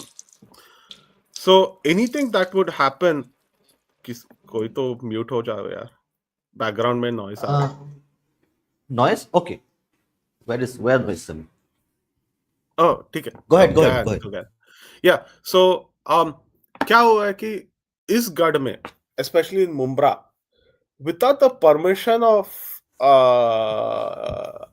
Award, or without the Ashirwad of Award, a candidate would not get elected into the ward elections, the council elections, right? But ulta kya hua hai ki is baar all the candidates that Jitendra Award promoted have been voted out, and primarily they've been voted out by a Islamist party of AIMIM. So थोड़ा detail में जरा देखेंगे तो you first notice is that his candidates, like Award's candidates, have been defeated by a vote margin of more than 1,000. ये ward election पे it's actually a huge number. It's not a tiny number, right? And similarly, if you go to Malegaon is another municipal corporation. It's like somewhere near Nashik, right? It's also a city similar to Nuh or Mewat near Delhi, which is 80% Muslim. In the past, before the municipal elections and even before assembly elections, Congress used to basically dominate this area. Congress का एक Congress party के अंदर एक मुसलमान चेला रहेगा, उसको सब वोट देते थे. बट इस बार दोनों असेंबली और म्युनिसिपल इलेक्शंस पे that did not happen. Basically क्या basically they voted for this party called as Islam Party, India Secular Alliance for something something. एकदम ये पार्टी का नाम इस्लाम रखा है और फिर उसका एक्रोनिम का फुल फॉर्म उन लोग ने कुछ बना के रखा है, right? So you can understand what this party is all about. The second interesting thing is, even let's say the Congress was defeated, right? You'd expect the Congress to be runners up, but Malegaon का election पे देखा जाए तो runner up यहाँ पर तो AIMIM है. कांग्रेस तो सीन से निकल गया. Next slide. Just hold on. Yeah, go next. Similarly Sambhaji Nagar भी देखा जाए तो it's the same thing. Wherever Congress was, Congress it's been replaced by AIMIM or a local Islamist outfit, basically Islamist political party. In both cases, it's like basically wherever there's 80% Muslims, the first one is a Islamist, the winner is an Islamist party. The second runner-up is an Islamist party. Next page. I think this is the last page. Five. Oh, okay. I think you have 5 slides. So what can you derive from this? First thing first is that secularism is completely dead. Right? Politically, it's dead. Musalman bhi abhi maan nahi rahe. The second thing you need to understand is that there's been a fundamental shift in Muslim politics in India. Right? So if I were to quote Hamid Dalwai and his very prescient book that he wrote in the late 1950s, Muslim Politics in India, the first concern that he highlighted was the fact that Musalman violence apnaenge, that they'll increasingly become more and more violent, more and more anti-Diluvian. माने कि उन लोग का problem जिस उनके समाज में जो समस्या होते हैं उसका सुधार क्रिटिकल थिंकिंग से नहीं आएगा, सिर्फ कुरान या हदीथ पढ़ने से आएगा. So that's anti-Diluvianism. That was his biggest concern, right? But what we see right now is a sort of complete paradigm shift and the evolution of Muslim politics that even Hamid Dalwai wouldn't have anticipated in. So basically क्या हुआ है कि पिछले 10 साल में, right, there's been a sort of compact, right?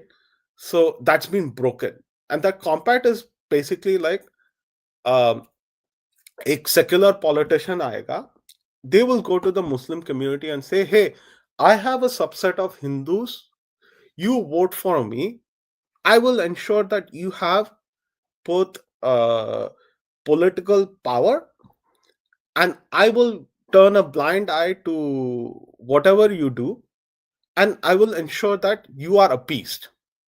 And this was the basic political formulation between secularists and the Muslim community.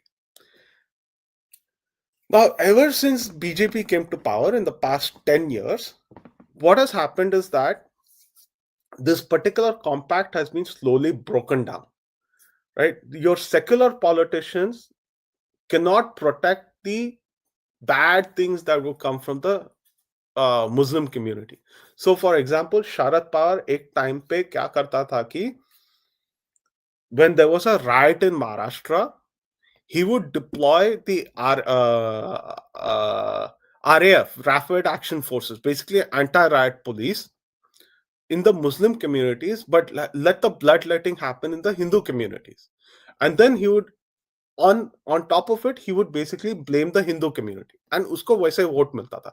Awad is actually someone who mastered this strategy in Mumra, right? But increasingly what has happened in the past 10 years is that this formula does not work anymore. तू दंगा फसाद करेगा, तेरे पूरे neighbourhood पे bulldozer बेच के तेरा घर भी तोड़ देंगे, तेरा मस्जिद भी उसके साथ साथ तोड़ देंगे. So the power of violence that used to paralyze the Indian state has dissipated. And what has happened is now the Muslim community has basically decided that we need to change the formula. We need to come at it from a political perspective. And this is the analysis I wanted to present about the Maharashtra elections. Now, again, just this simple result, right, has actually reset a lot of political calculations all over the country. So I think everybody is trying to basically figure out what is their relations with every secular party. I mean, is trying to figure out what is their equation with the Muslim community. Has it changed in their respective constituency or not? Okay, thank you, Shastri. And what we're going to do is we're going to finish this discussion today. We have ended the video at, let me see how much, 14:18. Okay, we're going to continue this discussion in our next discussion, where I am going to present few more things, okay, from the another perspective. Our discussion is primarily to have different kind of opinions come, share it, and some are valid, some are invalid. Somebody will have the counterpoints. I will give also my counterpoints, okay, whatever people are saying, correct? And also you will give your points and talk to each other. Probably we will do it after 2 or 3 days, because I will be traveling tomorrow. So maybe for 2 3 days I will not be there. So once Bijit also will be free with his engagements, we will continue and have this very exciting, important discussion, and we will see where we go. So thank you, everybody. Namaste. Hey, Shastri, by any chance you stay in Mumbai? Yeah, I know that area really well. Some time back, because Bijitda lives in Thane. Can I make a point about this this election? Go ahead. See, let's be honest, okay? No matter what happens, there's only one community or one group of people that this entire community is completely loyal to, and it's only to Muslim leaders. It doesn't matter how much secular politics you play. Ultimately, they only vote for a particular kind of leader. what the Congress and all did was they had these leaders, and that's why they keep saying, "Say, give me a leader of my own faith," right? And this is the fundamental problem with our country. This idea that only your own leader, your own community leader can lead you properly, which is a ridiculous idea if you think about it. Because if you have a locality with 30% one community, 25% another community, 10% another community, 15% another community, are you saying that just because the 30% votes their leader into power, the other communities will not get any services or benefits or any kind of what do you call it? They can't expect utilities, they can't expect power, they can't expect their house to get authorized. Obviously not. A representative is supposed to be working for everyone, and the representative is meant to work for every community. So what this is nonsense about your community getting into power? It's a stupid idea, in my opinion, and it's been propagated too bloody long in India. It needs to go, and until we push that, nothing's going to change, in my opinion. Regarding the Muslim community, I'm pretty clear. I think in smaller segments, they have lost faith in secular parties. They think they are no more a viable political option anymore. Uh, if you look at a larger context, like in the context of the state or country, they know that secular parties are a more viable political option compared to your Islamist parties. But if you go to a smaller section like a city and all, where they are 70 or 80%, they think if we can elect an Islamist party, then why should we bother about a secular party? These secular parties aren't going to make much of a difference anyway because they are losing their narrative ground. BJP They've is not taking over their narrative. So they've they are not like, lost we will go with the Islamist they have not lost option. faith. They have not lost faith. They are looking to push the sword in and twist. You understand? This is the point where Yeah, they've got the power and they want to wield it in a very aggressive way, and that's why they choose such politicians. yeah, because they realize that there is no point talking about secularism now because there is not enough secular Hindus. I mean, the number of so-called secular Hindus have reduced to a certain extent because Hindus have now started to speak up. So they No, are no, no. also sort of Secular preparing Hindus. against No, the I think Hindu it's side. I think it's a little bit Secular more than Hindus. that, right? So it's a little It's bit not more secular than that. So Hindus. Let me explain I think he misunderstood what I'm saying. It's not about the secular Hindus. They're saying secular politics got us benefits only so far. Right? When we needed it, we used it. Because in their so you see, a lot of these people call us The Indian my secular. my point my Let me point finish. is Let me Anand. finish. What I meant Let me was finish. that Hey, let me finish. okay. Why they call themselves is the Indian secular party, but it's an Islamist party, is because they took secularism into Muslim rights. They're saying we don't even have to use the word secular anymore because it doesn't matter. Just call it Muslim party. People are okay with it. Hindus are okay with it. They don't challenge us. So just be Islam party. That's what the point is. I think you're missing the basic point I'm also trying to make, right? So there used to be a certain form of street veto, right? You could not enter Mumbra and do any kind of development work for quite some time, right? You could not enter Mumbra and basically crack down on some of the more illicit kind of stuff that was happening, right? So Mumbra used to be because of its demographic, it sort of became a den where all kinds of illegal activity would just get pardoned away, right? And that pardoning used to happen because of because of secular politicians over there, right? They would either act as informants or they would basically act as obstructionists. So that was the role of a secular politician in this dynamic. Now, what I'm trying to say is that that dynamic has changed, right? In the past 10 years, governments of every level have basically understood the power of enforcing the law, right? So if there was any kind of, let's say, kand happening in Mumbra, uh, in maybe 10-15 years ago, the government would hesitate to send like a CID unit or conduct a raid over there. That's not the case anymore. If you engage in illicit activity and authorities know about it, the state government would immediately send if it is a Hindutva government, they would immediately send the authorities over there to conduct a raid, or they would they would basically invoke their civil asset forfeiture powers and send bulldozers over there. The same thing has been happening in Mumbai in the past 10 years. Similar things have been happening in Malegaon in the past 10 years, right? So this kind of protection that used to come from secular politicians has gone. So that has basically helped them basically come to a certain conclusion that, if we have to protect what we do as a community, then I think the best way to go about it is to dump the secular politician and simply go for our own political representation. And just to extend the analysis a little bit further down the road, what I think is happening, or what I believe might likely happen, is sort of like this Malaysianization of Indian politics, right? In Malaysia, you have a specific Hindu party, a specific Chinese party, Indian party, a Chinese party, and broad Islamic coalition, and broad swath of Islamist parties, and there's a grand coalition among them, right? I think something similar is happening over here without the grand coalition,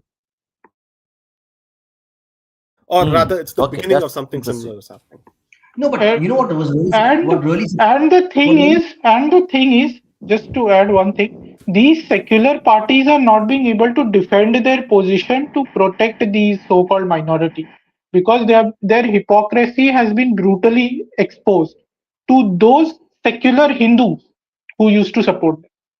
Like Hindus who were secular used to support these secular parties, thinking that minorities need protection. But due to change in narrative in last 10 years, I think the hypocrisy of secular parties was exposed to a great extent, because many secular Hindus thought these secular parties are just, but they were not being just. So secular Hindus started moving away. So what happened is these secular parties lost their political relevance, and the Muslims have also realized it. Therefore, they are saying, to hell with secular parties, we will go for direct representation. I think this is also one of the reasons, as per my analysis. I think you need to add the Muslim factor into it, right? What is the community? How is the community benefiting from the secular politician? What services secular politicians are given? That's the angle I'm trying to tease out. Is that there was a particular service, these quote unquote service, these politicians provided. That service has fundamentally been broken consistently in the past 10 years, right? I mean, they were basically providing protection. वो protection आज नहीं मिल रहा है. I mean, protection for illicit everything and etc. etc. See, one more thing, I was really surprised when I heard some of the pro-Hindutva, pro-government, not pro-government, pro-BJP's vision of Hindutva, people surprised that Islam party won. And they're like, oh, how did the election commission allow this party to exist? I mean, are you guys, have you had your head in the ground for so decades? There was a communist party in India, multiple places. There's Communist Party, Maoist, Communist Party, CPI, CPIM. You literally had the Samajwadi Party, Socialist Party. Those are not directly compatible with the constitution, and they still had parties for so many decades. You're surprised that there is an Islam party? I mean, don't you understand that you can build any kind of party in India? The EC cannot stop you. So what is stopping you from creating a Sanatan party and saying, we only believe in Sanatan Dharma, we don't believe in the constitution? Communists don't believe in the constitution. They just act like they believe in the constitution. अरे हमने try किया था, इसका approval नहीं मिला election commission. Sorry? Election Commission did not approve if you have the word Sanatan or Hindu. Sanatan word लिखोगे तो election commission का अप्रूवल नहीं आता, बट इस्लाम मुसलमान लिखोगे तो इलेक्शन कमीशन का अप्रूवल आ जाता है. Then take it to the Supreme Court. What is stopping you from fighting that argument? Why are you saying before itself giving up? Why are you giving up beforehand itself? Create a Sanatan party, let the election commission not approve it, take the Supreme Court. with Islam party, why can't I have Sanatan party? Why can't you make that argument? Why is everyone stopping making the argument, complaining beforehand? Make the argument, see if you lose, then if you do, then take the consequences. So everyone's Because stopping BJP beforehand. wants it. It's as simple as that. BJP No, I want don't these agree. parties, Islamic No, I party. think Hindus is lazy. No, Come Hindus on, are you have lazy. to I'm be sorry. you have to be practical. इस्लाम नाम नहीं. से party बन रहा है, AIMIM का मुसलमान है उसमें, वो बन सकता है, सनातन भारत पार्टी नहीं बन सकता. Because कौन you're कराता है? not stepping up and saying, I will fight this argument, this battle. No one's willing to fight the battle. You're like, no, we will take the easy way out. पैसा चाहिए होता है भाई supreme court जाने के लिए. हमारे पास पैसा नहीं था. No, there are a lot of people who will fight the battle for you. There are a lot of people, Hindus, who will fight, help, you will donate. You need to start this. I didn't start नहीं somewhere. मिला भाई, पैसा नहीं मिला. I am being practical. जो हुआ है वो बता रहा हूँ. कोई पैसा वैसा नहीं Okay. मिला. हमने जितना फंडिंग मिला था Okay. उससे ट्राई किया, बट हुआ नहीं. So we will continue this discussion. Other the guy video, we'll watch the full video and we will also add other data points here and there to make a coherent argument. We'll at least try to make a coherent argument on this. So thank you. Maybe If see the you libertarians, in the 3 days. libertarians can start a party, Hindus can start a party. I'm sorry. I don't accept this argument. Okay, we will Maybe discuss we should this try again. next time. Anand, we should try again. I never lose hope. But I'm not Hindu. No, I'm not a believer bhakta. The Hindus who believe should be fighting this battle. They're like, no, मुझे नहीं fight लड़ना है, मुझे बैठना है. ऐसा मैं थोड़ी क्या होता करूँ? है. अब I can't fight for someone else. you, How can I? How can you distance yourself? ऐसा Because I'm थोड़ी not होता है. I'm not a bhakta. I'm a libertarian भक्त होने की Hindu civilization थोड़ी guy. जरूरत I है. can't fight for the religious fight. If you I are can't fight. going to fight with a political entity, you are fighting as a political Hindu. भक्त No, होने but की कौन मेरा सा? अधिकार नहीं है भाई. I can't fight for the entire community. I can barely speak for the community. But I'm saying I'm surprised by the fact that the communities don't stand up and say we will fight for our rights. People are standing मैं क्या up, करूँ? but उन्हें खत्म किया जा रहा है भाई. Like, And what is stopping Dhar from don't starting you his own think party? people are trying it to make a No, what party is stopping Dhar that from will starting his fight own on the party? Hindu issues? No, what is Okay, stopping Dhar creating his own Kashmiri party Okay. and fighting the Kashmir elections or the No, Jammu the elections? issue is these parties are getting eaten up by BJP. Okay, we are going into a different tangent of political party formation. उसके लिए एक अलग बना लेंगे podcast जहाँ पर political party कैसे बनाए उस पर डिस्कस कर लेंगे. This is not the time or the podcast to do this.